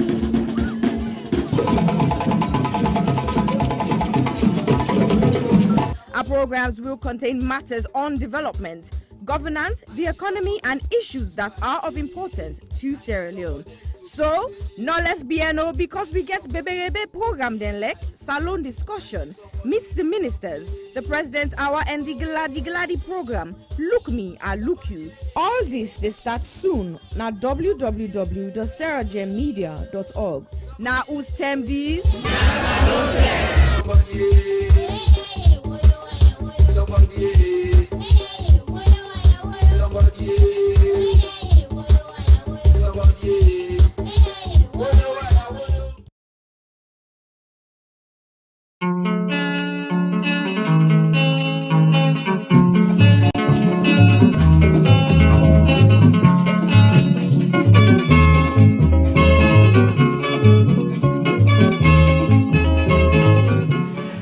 As we talk about burning issues ranging from politics to the economy, culture to sport, education to entertainment, corruption to the environment, we realize the Sierra Leone story is far from finished. So, Sierra Leone Media Production brings you Zoom In. Zooming In is the program that engages everyday people, entrepreneurs, inventors, entertainers, activists, policymakers, and politicians to discuss and debate issues relating to Sierra Leone. Zooming In digs deep into the issues and stories. Zooming In ensures the debate is pushed to another level. Zooming In asks those questions that has never been asked before. So, join us.